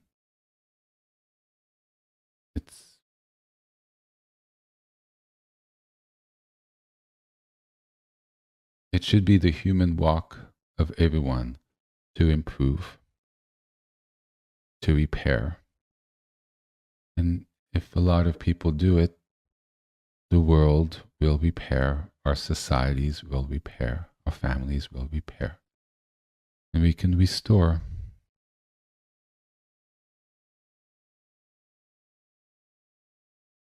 Maybe even restore a better world that's nicer, more compassionate, more loving, that assists our children so they don't have the same problems we do, that the road isn't as hard, that it becomes easier and lighter so they don't have all that we have to work through, that our family life doesn't traumatize them like our parents did or grandparents. So they don't have that to work through because we've done our work and we're not passing it on. In fact, because we've done our work, we pass on tools at an early age. So we don't have to learn it in our 30s if we've encountered it, or our 60s. We're taught it at age 7, 8, 15, 16. When they go off to college, they're fully equipped. And it's just second nature. Why can't we live in that world? And we can for them, and we can create it for ourselves. And this period offers that invitation.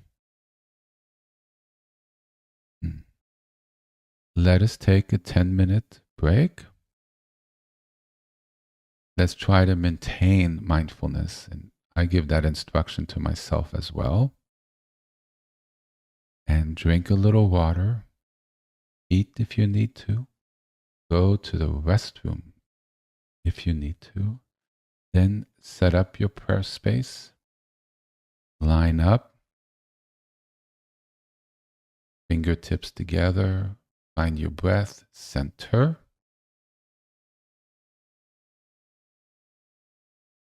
You're centered intentionally, consciously. You light the candle. Because when you've centered, you've entered into the prayer and you've opened that connection. So lighting a candle is no longer lighting a candle to bring in light. You're already in that alignment. So when you bring in the candle, it's a real invitation. As I'm religious, I invite in God's light. The emanation of the light is God's Shekhinah presence, the El Shaddai. He's there. It helps. Who's to say he's not there? I believe he is. It's a light of healing. It's a light of I'm relating to God. It's a light. I've turned on my altar. It's always on, but it's active. Like the flame is active, it's transmitting. I'm receiving. A connection has been, I've lifted up the telephone to God. Telephone's always there, and the emanation of the altar is always there. But by turning on the light, you're picking up the receiver. This is an old-fashioned telephone. Or you're turning on the iPhone and you've pushed well, see, it doesn't really exist because you have to dial to turn it on. In past, you take up the receiver and you hear a dial tone. That's what that is. You're putting on the dial tone and you're calling in. You're actually hitting the number of God. You lift up the incense. You're making the call. Hit the numbers. You're hitting the numbers and then off. Calls there. You're offering. You've made the effort. God, please answer. You place it there. You wave it across your shrine. It's answered. Connection made. See the power of a prayer space. Energetically, I have felt it. That's what happened. So take my word for it. Also, if you think it, so it is, in that respect, for sure. If you feel that's not happening, you've blocked yourself from that happening. In this way, it's relative. Not normally, it's always what you think is what it is. That's crazy talk. But in sometimes it is. You don't psychologically break yourself from it. So here, I would say fake it until you make it. Believe it is. And one of these days, you will feel that alignment and you'll like, oh my God, it's become that. It always was. But now you know. You're like, wow. And you're sitting in front of it and praying becomes very, very powerful. With human beings, creating the conditions and being in that environment helps us. Creating conditions where holiness and blessings can flow help us. One reason we have religious spaces. One reason why we have holy places where we go to pilgrimage. Because by being in that energy, and here we're creating it ourselves, we are able to go deeper. And by feeling that connection of blessing is actually extremely healing. And we go away that much stronger. We don't necessarily need a shrine. We could pray anytime, but especially when you're starting out, having that place of calm, that place of taking a breath and actually making these physical acts puts out an intent and a desire through a physical manifestation that tells our body and our energy, reach out, align to something greater than ourselves. And that works with the human condition. When you're further along or you have that ability already, you don't need the shrine. You don't need to light. You just 1 second you're in there, and the next second you're in prayer, and you feel fully connected. The hotline's always open. It's always available. You don't need to do anything. That's the real truth. But we've got our steps. And then even if you live in that truth, there's nothing more beautiful than to go through this tradition of doing something or whatever speaks to you, whatever you feel is appropriate in the way that you need to consider these things that's in keeping with your tradition. Never go against what you feel is right. This is all merely suggestions, but it's a way of assisting, and it's beautiful. The devotion is gorgeous. I devotion. There's nothing, in my humble opinion, more beautiful than devotion on this planet. Now, acts of devotion, which is charity, because you're devoted, so you act a certain way. That's gorgeous too. But prayer and devotion is truly gorgeous and beautiful. And that's what you're doing there. And that is good mitzvah. It's good actions. And it helps heal you. It helps line you up. It clears the blockages of your nadis, which I will explain in future weeks, of your energy channels. Heals the blockages in your sephirots and lines you up with the Merkava chariot. Oh, I've had no diagrams, but this beauty has just been waiting. This is what you are doing when you light your wine.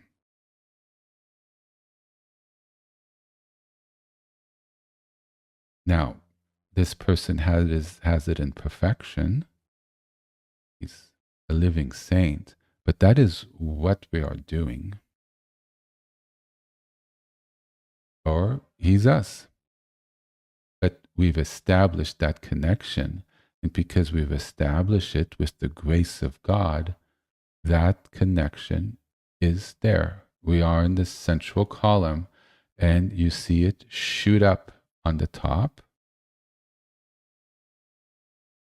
to the Ein Sof, to the Aleph. Let me see if I can somehow get this. I'm going to have to practice.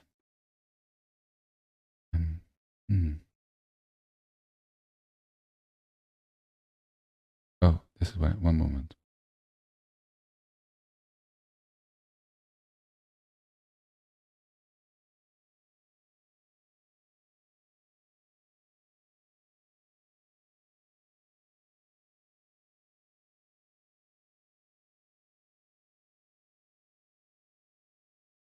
Wanted to zoom into the very top, but hopefully people can see it. Let me just try one more time.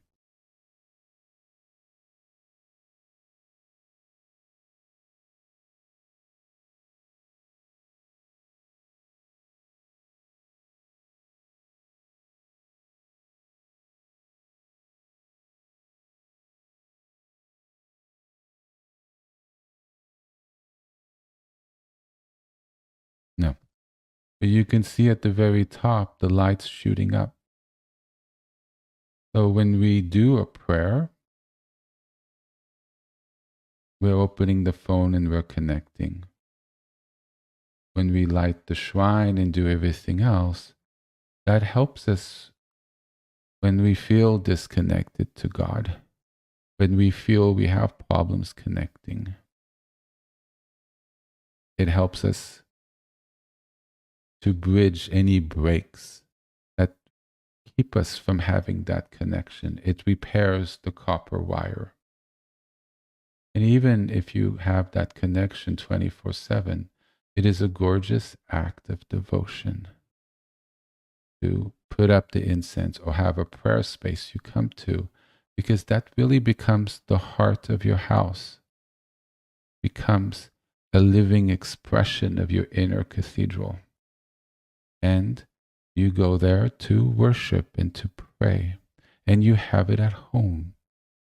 And it makes it easier to go there every day or go there when you would like to. Becomes your personal, individualized, sacred space. Perfect. 10 minutes. And let's, if you have a sacred space, line up, take a breath, center. You have a candle lighted. If you have incense, offer it up, and then make yourself comfortable. And we'll do just a brief meditation or whatever comes to me at the moment. And then we'll pray a little bit. We're working now on the repair. All the teachings, all the talking is very helpful. It helps on the road for sure, and it has blessings for sure. But this engages directly with our energy and provides an energetic repair, which is helps it go faster, easier, because we're working with the misalignments that exist in our bodies and in our minds and our emotions in a very engaged, direct way, which makes straight the path of the Lord. Perfect. 10 minutes. 9:50. Okay.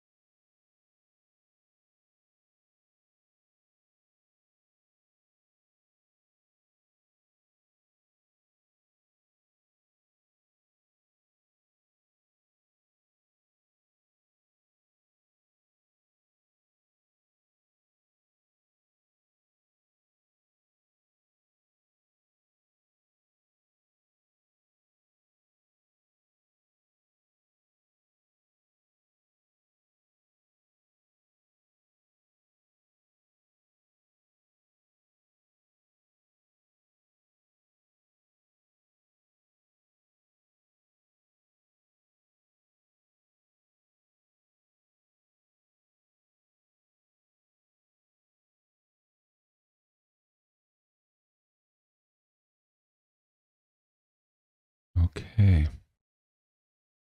Taking me a little longer because I have to set everything up in a different location. So, go have a look at your prayer space. If there's ever anything sort of that kind of throws you off, like a picture in the wrong space, um, something not in the right spot, and it keeps the place, your mind from feeling aligned. It's very subjective, or it's also not. Things move, things that might feel in the right spot um, yesterday might not be today. You really want the prayer space to feel like home base. You're in front of it and you just relax and you feel like you're coming home. Like you're coming home in a way you are. You're creating, um, well, a miniature temple in your home, a little spot. Even if you live in a studio, one room apartment, right? Just one room. Or you have one room in a house that's yours and you have it in a little corner. That place can become a home where God resides because of your devotion and you creating that space. And when you sit in front of it, it should just, you feel calm. You feel you go like, oof, everything you carry just dissolves because you feel like you're being felt. It's an energetic thing, it's a psychological thing. And so when we sit in front, before we begin, if we feel like there's something not balanced or something needs to be adjusted, it's important to just make it easier for ourselves. So we adjust it. So there's not that subtle psychological or energetic resistance that exists because something's kind of gnawing at us, bugging us. So take a moment, you have a look, and make any little adjustments that you feel. And if it's fine, that's great. So I have a few adjustments to do with mine, and let's take a moment and do that.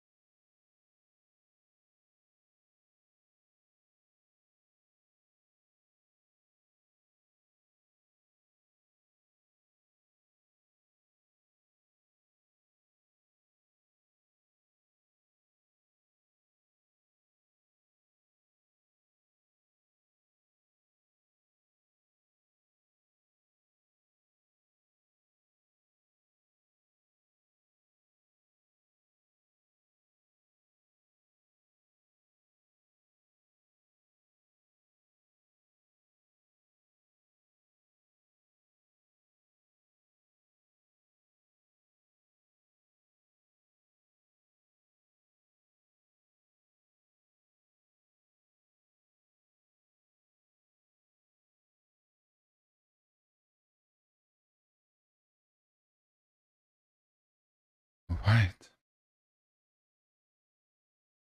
So as you see, I've taken a little time.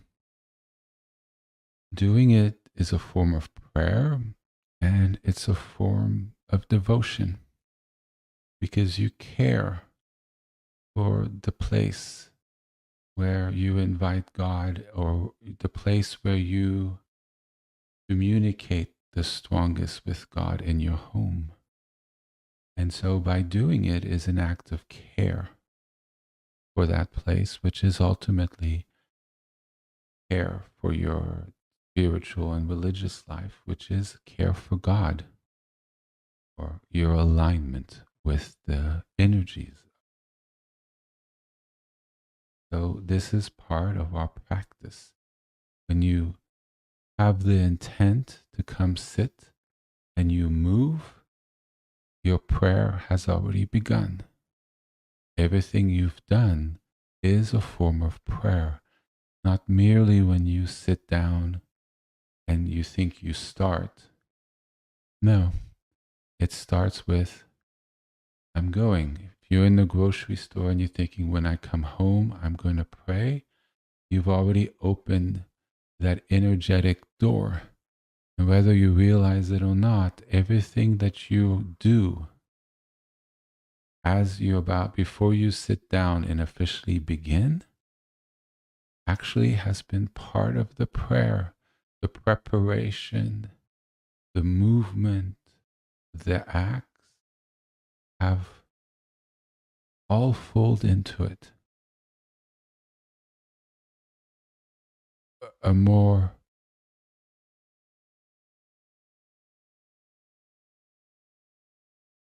slightly deeper, we can live in a way that every act, every moment, every word spoken, every thought we have can be a prayer. That's sort of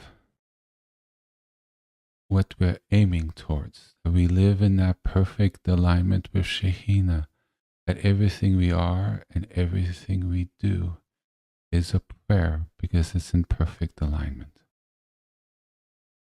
Okay, so we can quickly stretch.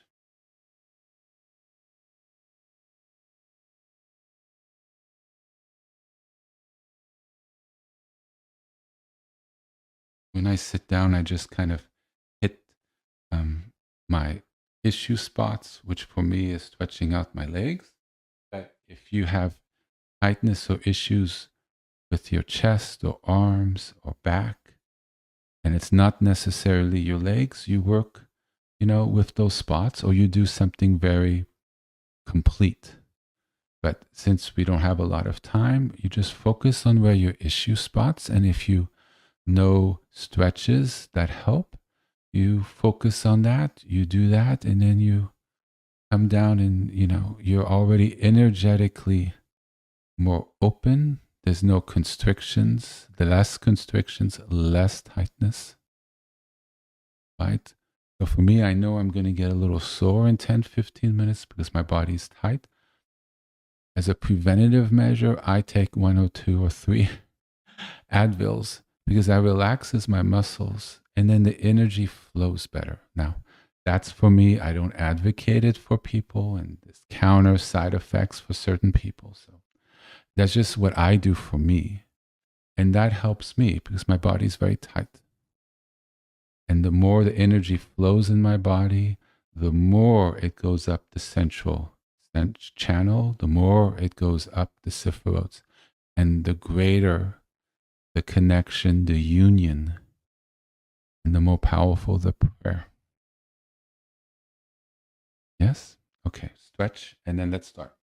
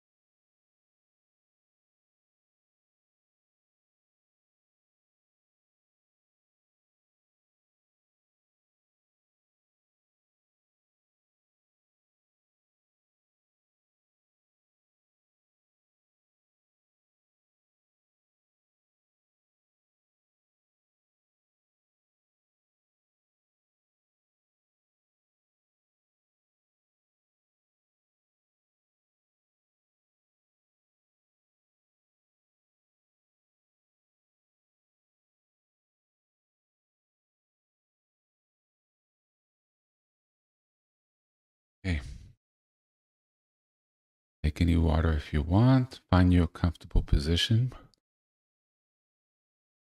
I want to say a thing here. Being tight or whatever, or even in pain, or even twisted in knots, or any unaligned posture that you may have, does not stop being fully connected. At the beginning, it's challenging because the clearing hasn't been such, depending where you are. I'm just saying somebody who has starting and has blocks and working through the preliminary stages, even to, a medium level intermediate. It helps to be aligned. It helps the flow, it helps the connection. But from a more absolute teaching, which you start moving in when you're more of an intermediate and definitely the advanced level, you just live there. Any alignment, disalignment, knots, pain, your back twisted, your legs in a strange position, does not stop you from being in alignment. Alignment's positive, always possible, and always there if you live in the starship, because you've cleared the ways that the prana, the life force, the Shekhinah, the central column, Jacob's ladder, always flows. The pathways, whether they're twisted, curvy, or whatever, because of your physical posture, doesn't stop the connection.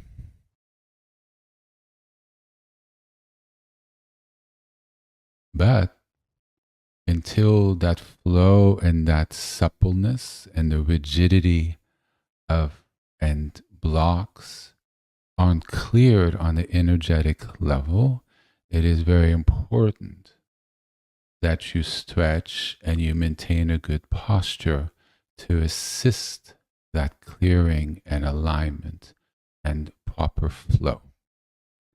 Does that make sense?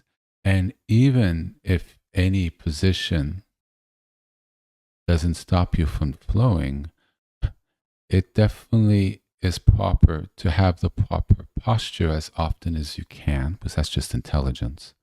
And it still helps you line up and be less affected by things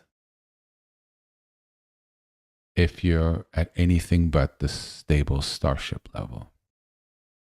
But even then, if you look at masters, their posture is perfect and everything's lined up, because that's the optimal way. And you would naturally be that way if you were aligned. The posture is always aligned. You don't swoop because you're in that energetic framework, and that's part of how it manifests. Okay? It's important conceptually one understands, so you don't get locked in, oh, I'm in this stuff and this posture and I'm not aligned because I'm in fetal position in my bed. You can be aligned in the fetal position in your bed, even when you might feel pain or crying, because it's sad. But that doesn't mean you're not connected. Okay? These are truths. Take my word for it until you have that experience. But that's just kind of what it is. Okay? So, I'm going to giving partial truths, and then people later on take it as gospel, not realizing that there's levels, and this is sort of the complete of what's going on here with the stretching and the alignment.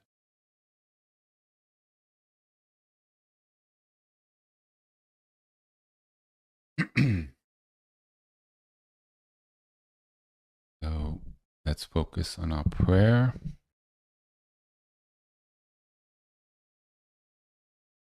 Ourselves back to our focus, our prayer space, which hopefully perfect, and mine looks wonderful. There's symmetry, and I know I love symmetry, but it can be just as aligned if it's not symmetric. But why make things difficult for yourself, right? At a higher level, you can intentionally make it not symmetric if you like symmetry as a means to deepen one's alignment. Because what's symmetric or not symmetric, why does that block you from the flow? Just like why does not being aligned with your body stop you from the flow? And so you're challenging yourself with what's an obstacle for you to work through it to a deeper level. This is more intermediate level. I would say more medium intermediate, because at the beginning intermediate, you still are getting there. But at the medium, you start creating situations like adding weight to the weights that you're already able to handle properly. The beginning, you're trying to work on the weights, the poundage that you're at. The medium, you're already able to work with what's occurring, and then sometimes you create conditions that challenge you, like adding additional weights to deepen and go further. And then at the advanced level, you just really, there's really no weights, there's nothing to pound, to push, and you're in the flow. But to get there is the steps. So 70s thinking says you think and that's what you are. So you think there's no weights, there's no flow. Well, unless you're very advanced and you can hop there, and there are certain people that can, you're really fooling yourself and you head into a big disaster because you're not aligned. But you think you are, and then that's ends up being catastrophic for yourself or for other people because you're doing crazy actions and decisions. So there's a proper way. You work with who you are, you deepen, and as you go there, your mind naturally goes into a flow, just like you think there's momentum and pressure in your river. Well, you pop in and you're in the center and you're aligned, you realize the river really was never fast, never turbulent, or never difficult. It's what we personally, our karma, our mitzvah, our conditioning brought to the river as an overlay. Same with the weights. We think there's weights, we think there's there, and there certainly is, until we work through it and we realize, oh, it was an illusion, but a very real one that we had to work through. I hope that makes sense. Yes, so I've said some very high level things, but I hope that helps. Sort of things for the future, and there's people listening who are at that level. So I try to make it complete. And you go from that level to more basic levels. You're flying high, advanced, then you hit an issue, and suddenly you're going to beginning techniques because it just throws you off.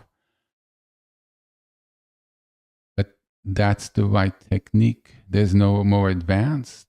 There's no more beginning. The right one is the one that you need from your toolkit for what's coming up currently.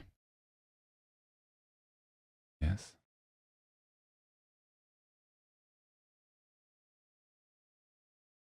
Okay. Let's focus on our prayer space. Let me take a moment to see what sort of prayer and instruction we'll all do together. I still don't know. So let me just realign, and I'm going to pray and see what comes through.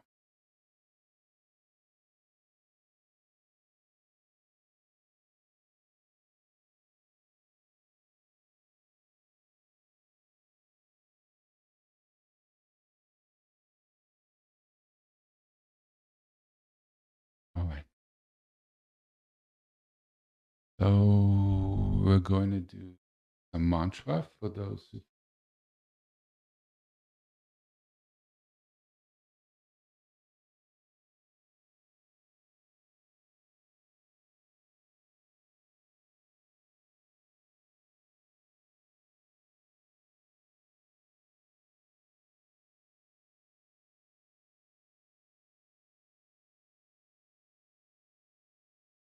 So remember, a couple of weeks ago, I don't know if I've had the opportunity to add it.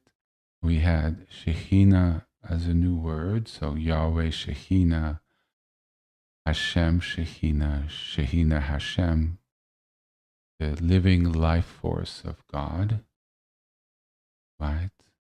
So we could add the word Shekhinah to our list if people feel called to it.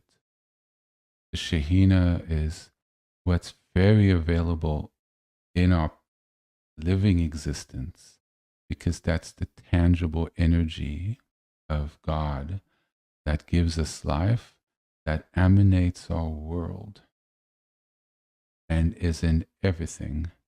So by bringing in that word, really grounds a blessing in our body in a very physical, real way and connects us and calls forth to emerge the energies of that inner cathedral that's inside.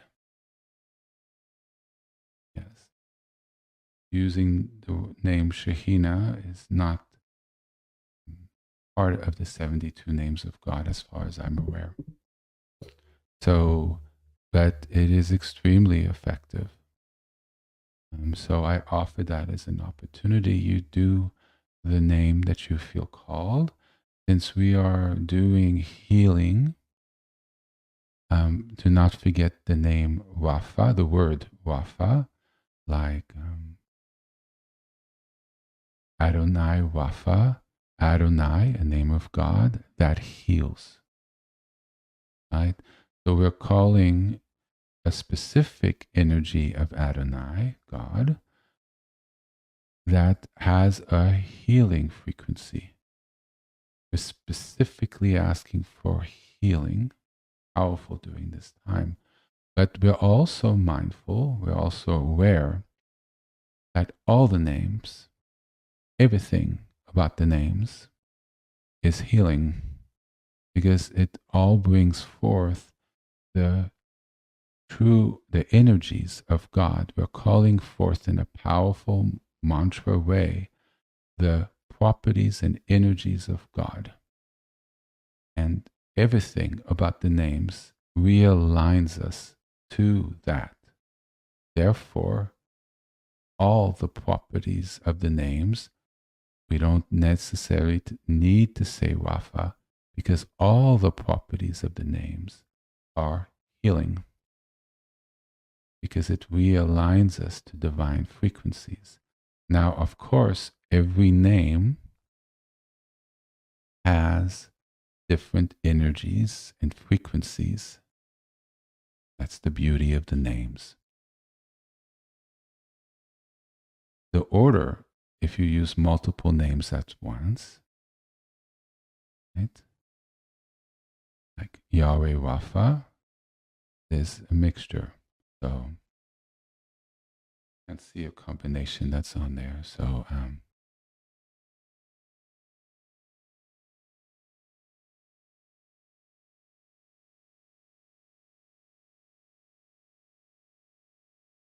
example, a very powerful one. El Shaddai Yahweh Rapha, or Rapha El Shaddai. I'm sorry.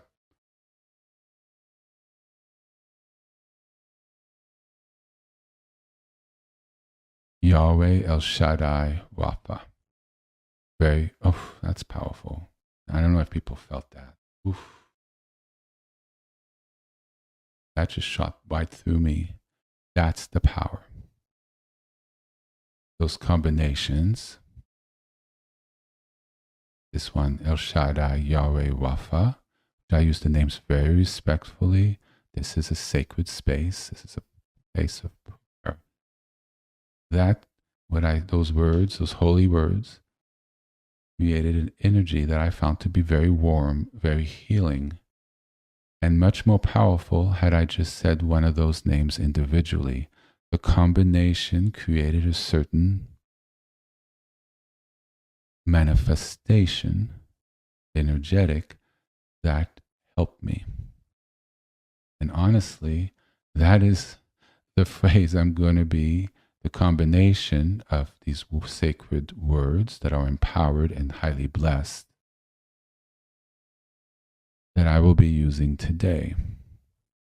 We use the names of God, summon forth from God certain energies in a very tangible way, which helps us heal, line up, find wisdom faster.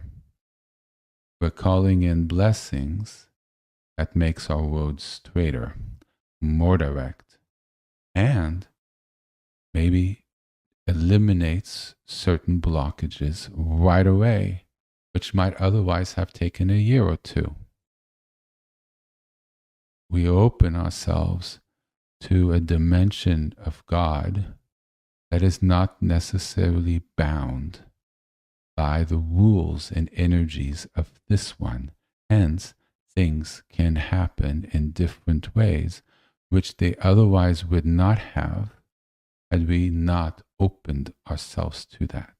And the names of God are a very powerful way of doing it. Hence why these mantras, these repetition of names and creating energies is a very powerful, quick path, which is why I teach them.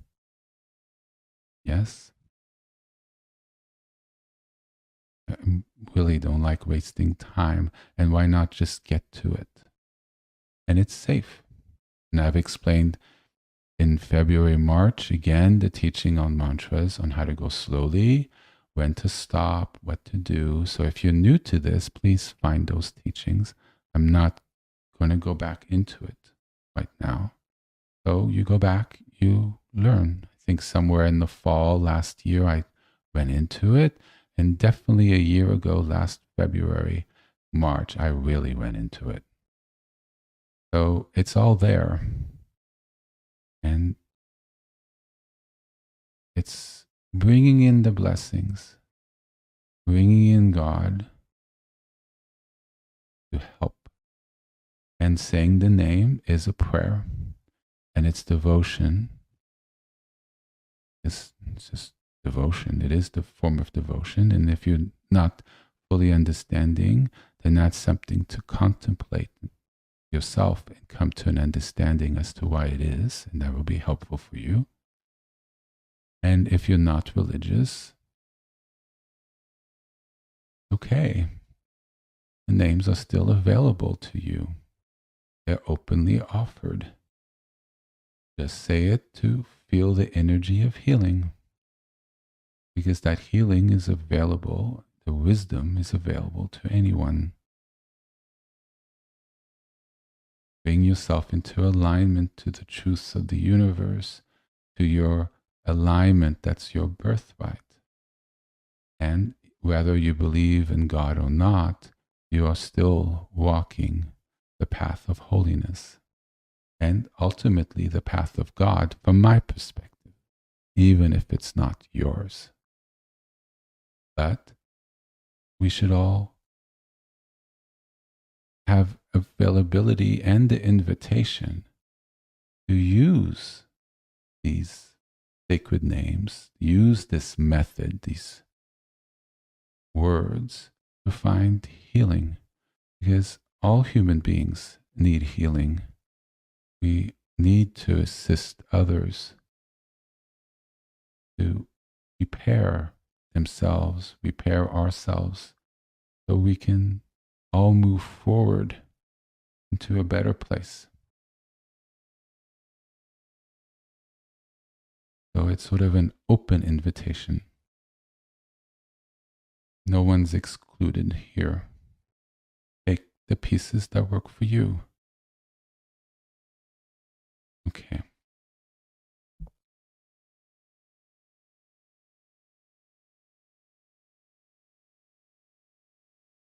I'm going to find my mala. One moment.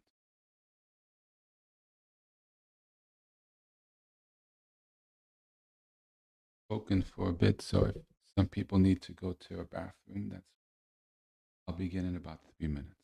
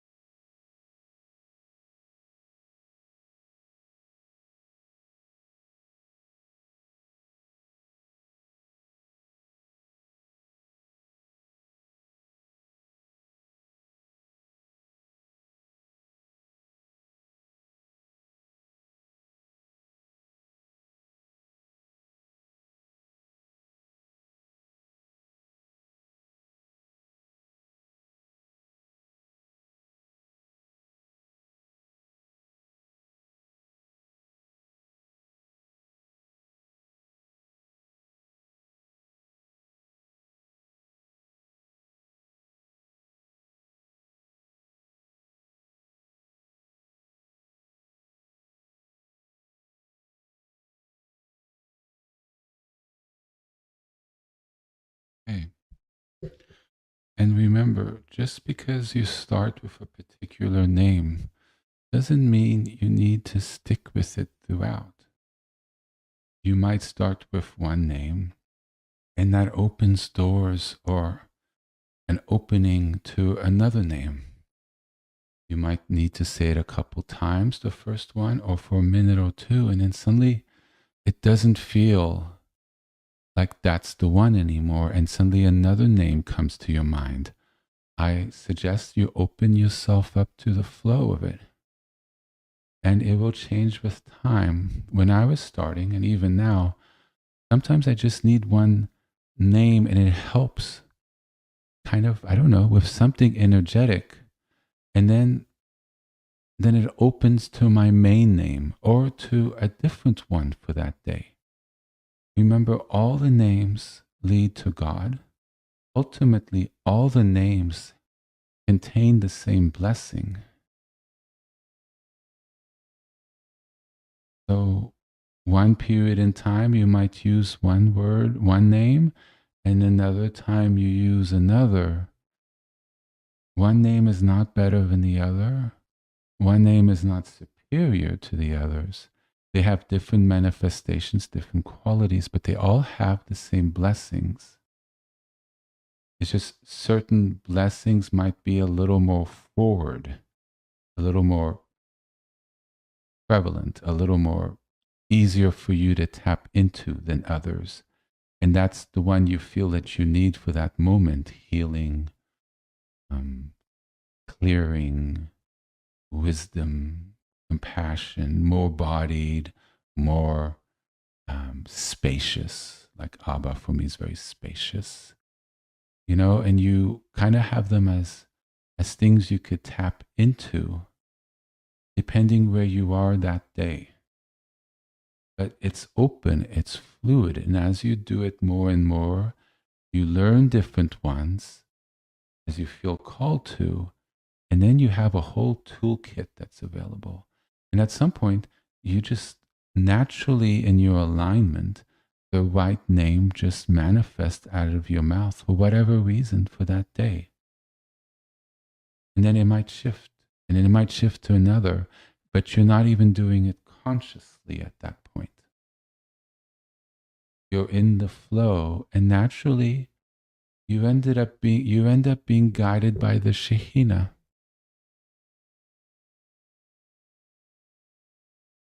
Your whole life ends up being in the flow, which means you're aligned with the Shekhinah, and that flow is guiding your dance. The dance is the Shekhinah. You're dancing in the Shekhinah. You enter an alignment that your entire manifestation is a prayer. And so there is a certain discipline when we pray to get there, depending on the technique, has more or less discipline. The sitting and keeping awareness, that takes discipline. Bringing your attention back, that's a decision. Right? The discipline of saying that's a thought and moving it back, that's really having your hands on the steering wheel. Mantra is you're saying the mantra. You could say it repeatedly, or you say it a couple times and you rest in the energy. What do you feel called to? You see yourself getting discursive or losing that connection to the frequency of God. If you're doing mantra, you reconnect to the mantra. Yes? Or you decide to work with discipline to maintain the focus as a means to practice and to strengthen. So many opportunities and different ways of working with it are available. But right now we're focusing on prayer. And if you use the name of God, I would suggest that one, because it's a very powerful and active way to engage and to connect. And during this season of Elul, of days of awe, the high holy days, it's all about rekindling our connection. So it's not so much of the discipline of remaining present, unless you're able to attain a connection with God when you center yourself. And that's the fruition. That's what we're trying to aim to by being in presence. A sort of different way of going about it than mantra. And I've spoken about that a couple months ago. I gave a very profound teaching on that. 2 months ago, 2.5. So, but right now with mantra, with the names of God, that's probably the easiest way. Or if people have traditional prayers they recite, and that helps with that connection, then that's a method. These are all methods of doing. Ultimately, we wish to be in the flow and united with the Shekhinah. These are methods of being in that, being in the flow of the name, being in the full graces and aligned with the name and its frequencies, which is in alignment with God and the frequencies He emanates. Yes?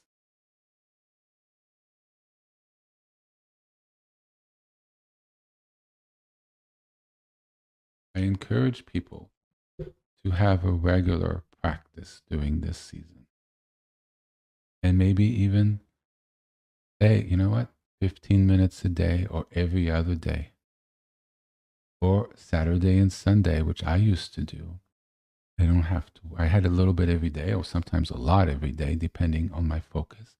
But Saturday, Sunday, that's when I had 3 or 4 hours in the morning to be like, this is my time to really connect. And I looked forward to it all week because I had burned through enough obstacles that was actually the 3 or 4 hours, the best hours of my week, because I really felt the glow.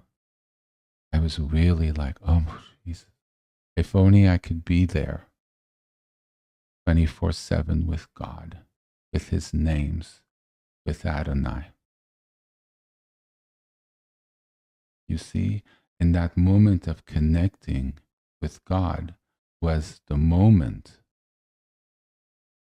that filled up my tank of the Shekhinah for the whole week.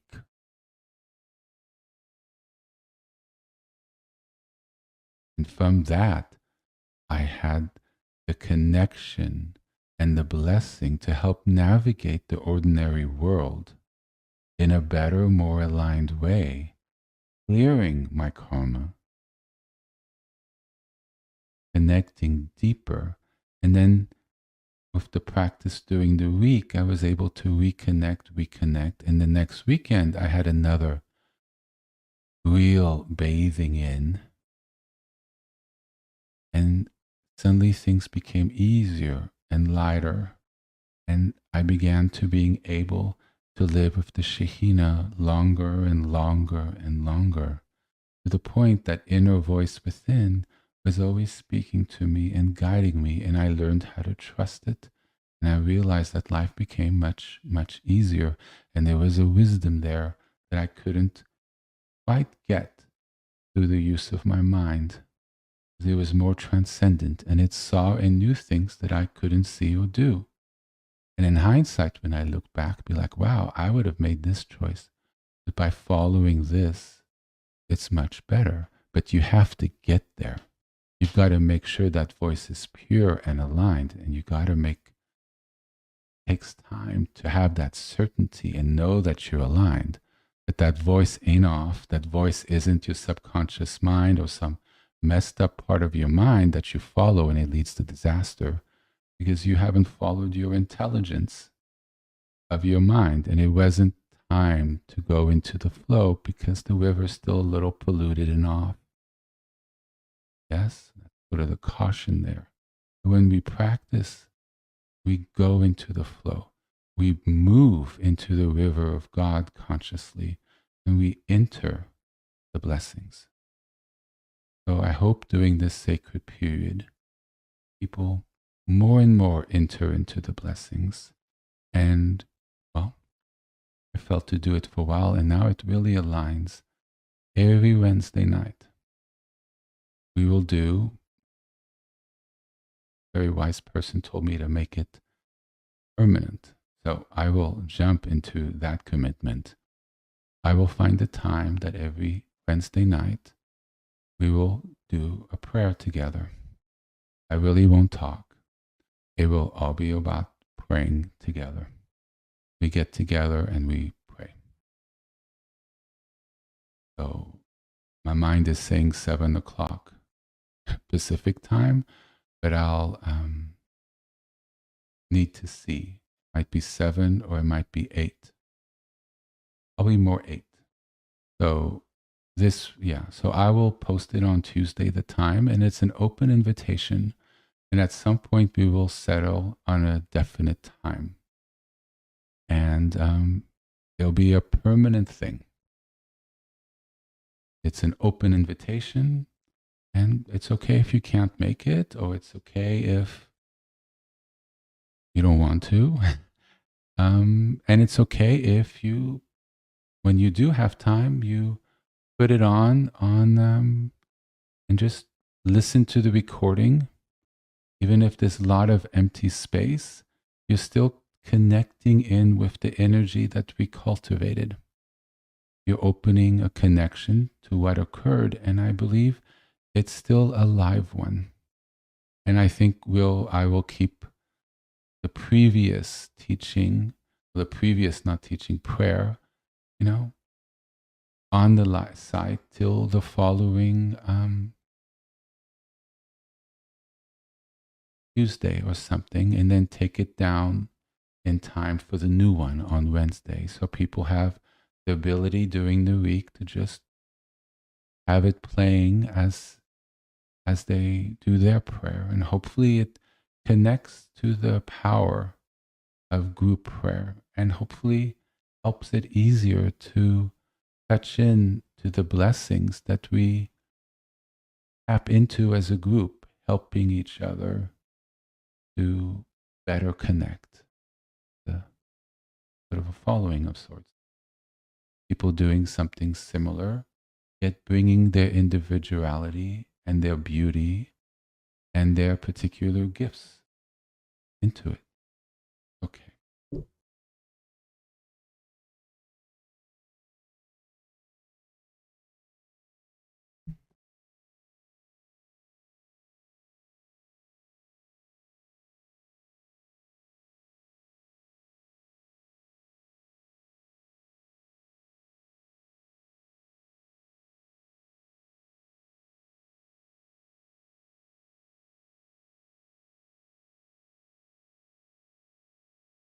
Stretched again, especially on full lotus. I'm right up against the floor, so I really need to be flexible.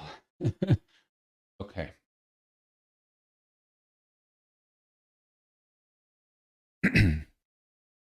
I start each prayer with the Shema. I've been working on my voice and get confidence saying it myself for you all. And feel free to say it along. I mean, if I could put it on the screen, people who need a refresher as to what we're saying, or people who are new, it's a central, key, most important prayer in Judaism. And there's a whole teaching on it, which I'm not going to get into. Can't remember exactly when I think I spoke about it in February. Let's me find it.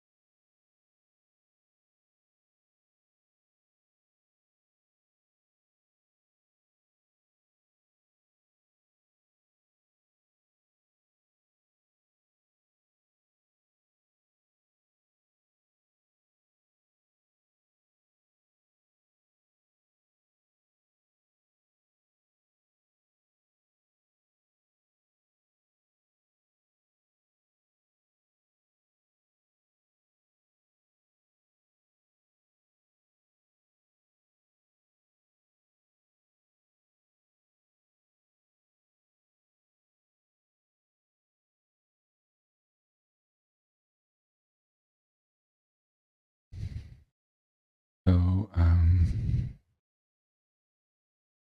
if you're not religious,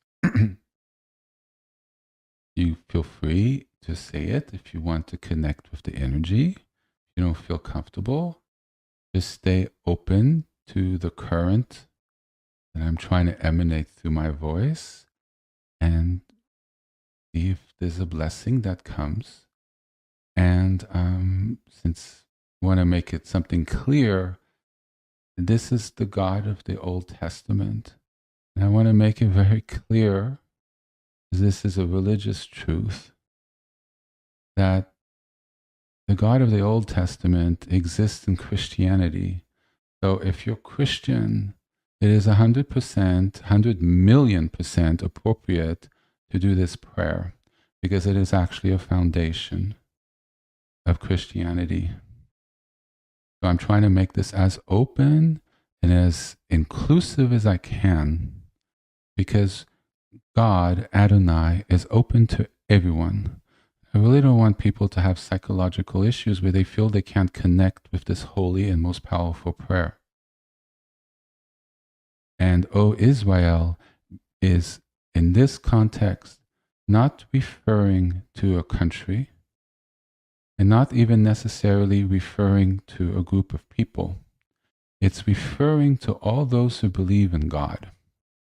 So here, all those who believe in God, God is our God. Adonai, a name of God, is our God. It could be El Shaddai. It could be Abba. It could be Hashem. It can be Yahweh. It's the name of God. You put one in. Adonai is one, meaning we don't believe in multiple gods. We believe in one God. That makes sense? Yes. The God of the Torah from which everything came, the God of creation, the God that said, let there be light, the God that created the planet and everything in it, the God that transmitted the covenant, that transmitted the commandments. So we can be in covenant with God, and God has committed to be in covenant with us. Please look up the word if you're not familiar what it means. This is what this prayer is. It is the central tenet, central profession of faith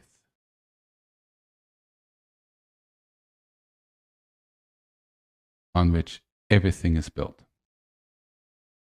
And it is a prayer that is said at every Shabbat. And there are practices where people say it 3 times a day, morning, noon, and evening. And it is the prayer that Jews often say when they're about to die. It's aligning with the frequency and the posture and the devotion and the belief in God. And this is why I choose to use this prayer when we begin each of our practices, because it really connects the telephone line by us saying these words and professing that's our truth.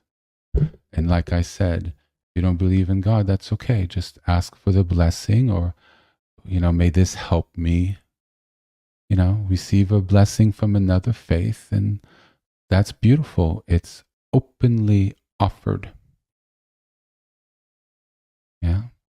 I think I've really gone into it this week, not intentionally, it just sort of flows, because I think I've really set the tone for these next 40 some days.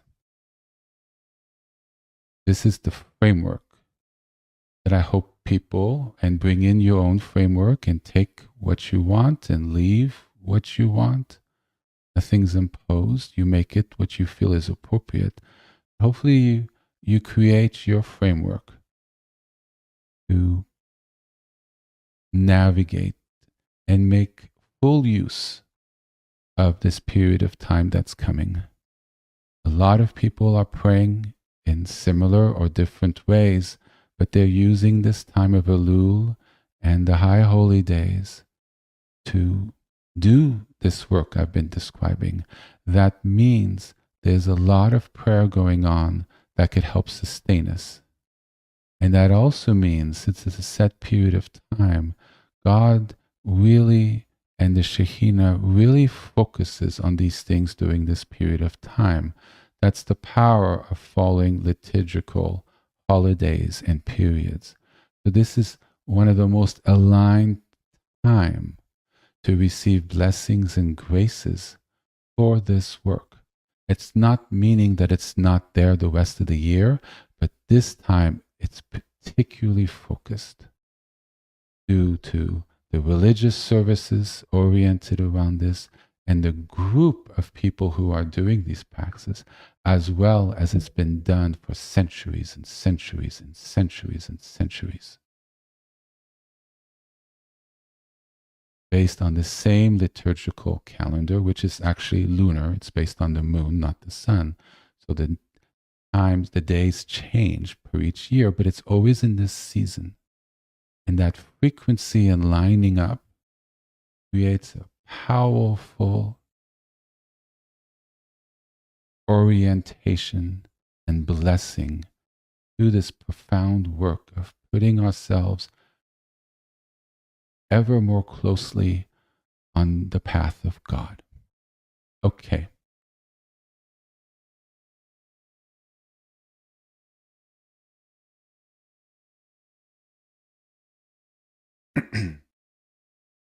Additionally, you put your hand over your face, right hand.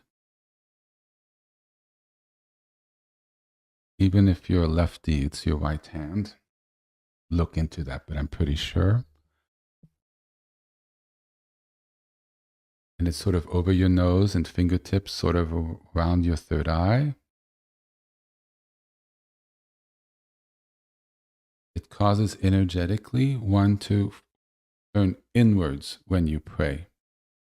It comes in, the Shema comes in from your inner core of your being. Your inner cells radiate the devotion.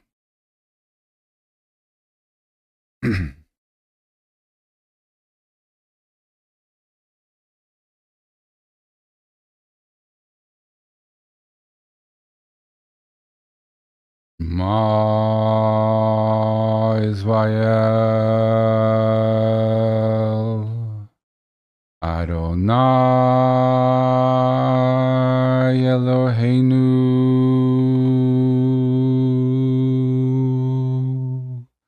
Adonai Echad.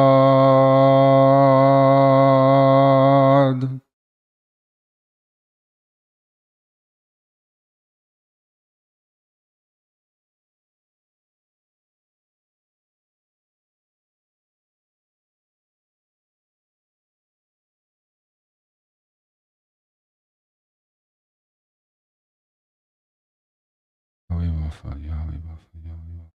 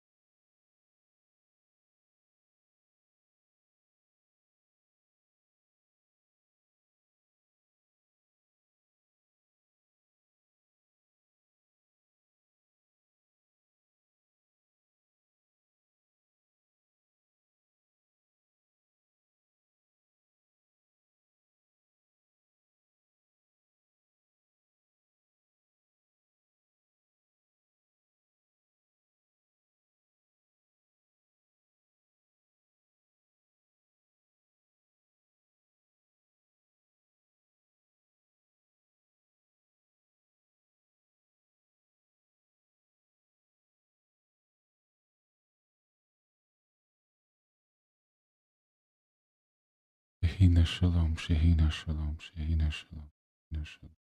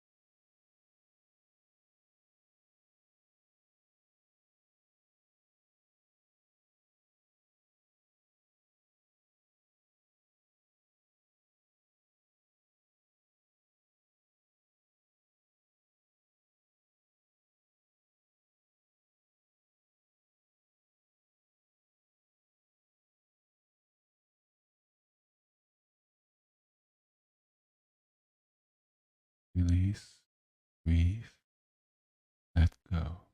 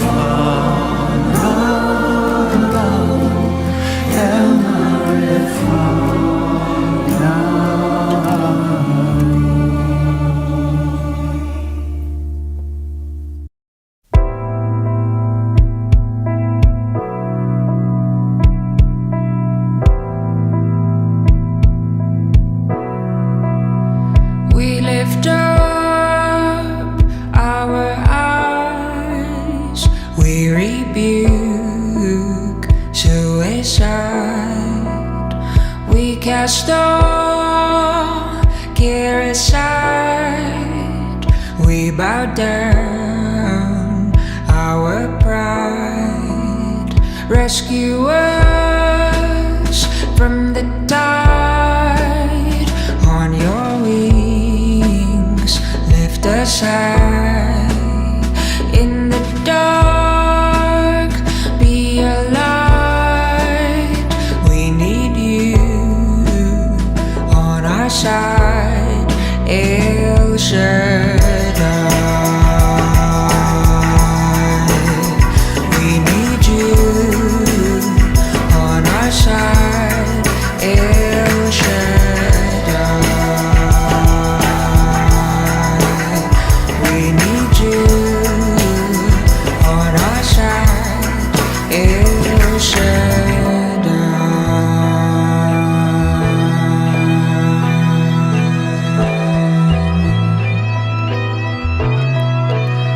Let your cloud be our guide. Let your fire lead at night.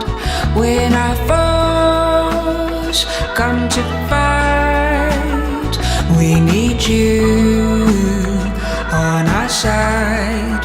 El Shaddai, we need you on our side. El Shaddai, we need you on our side. El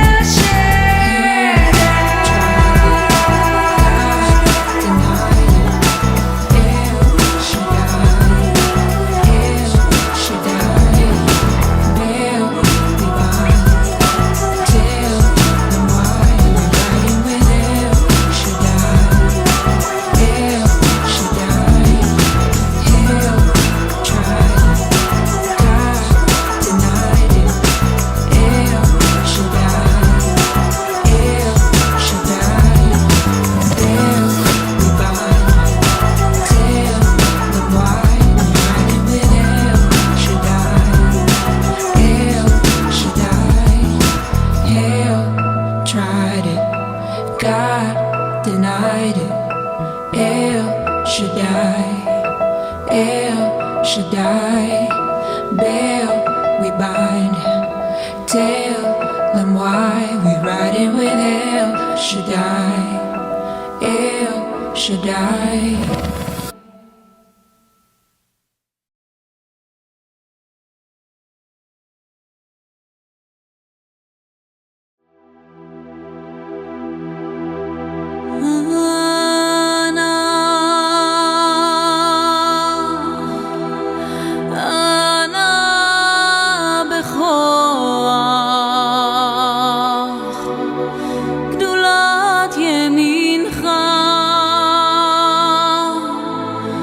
תרצה רוח, קבל רינת עמך סגבנו, תרנו נורא.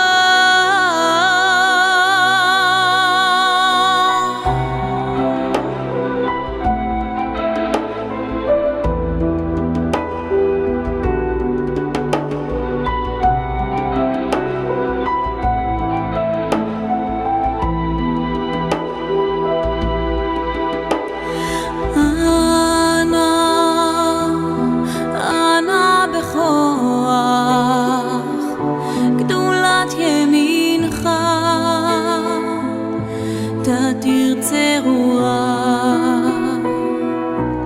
קבל רינת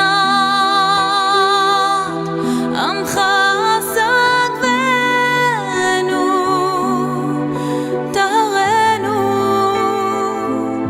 טהרנו נורא. ענה בכוח גדולת ימינך, תרצה רוח, קבל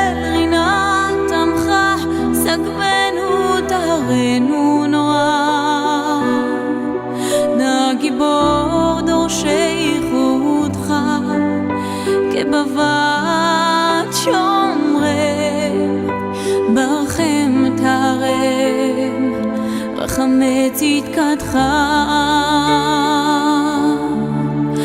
תמיד גומלם חסין קדוש חסין קדוש ברוב טובך נהל עדתך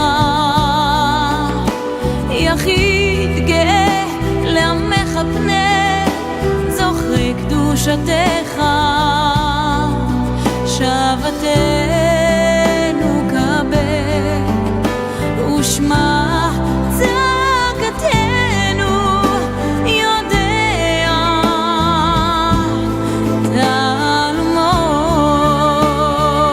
תעלומות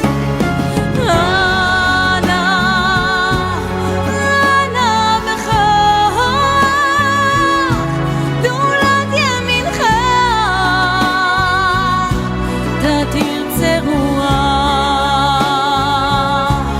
קבל רינות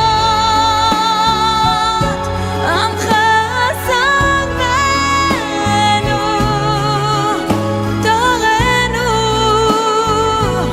טהרנו נורא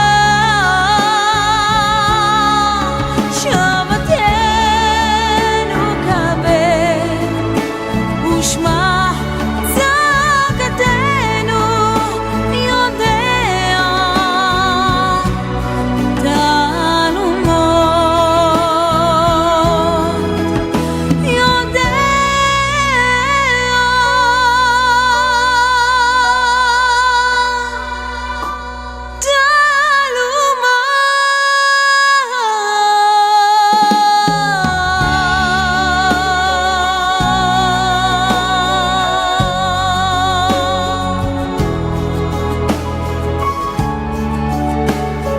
ברוך שם כבוד מלכותו לעולם ועד.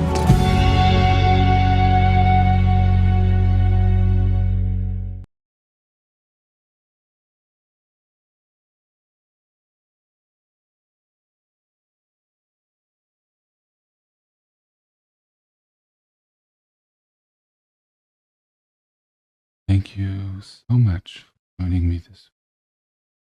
I hope what I have shared blesses you, blesses our families, societies, and ultimately blesses our world.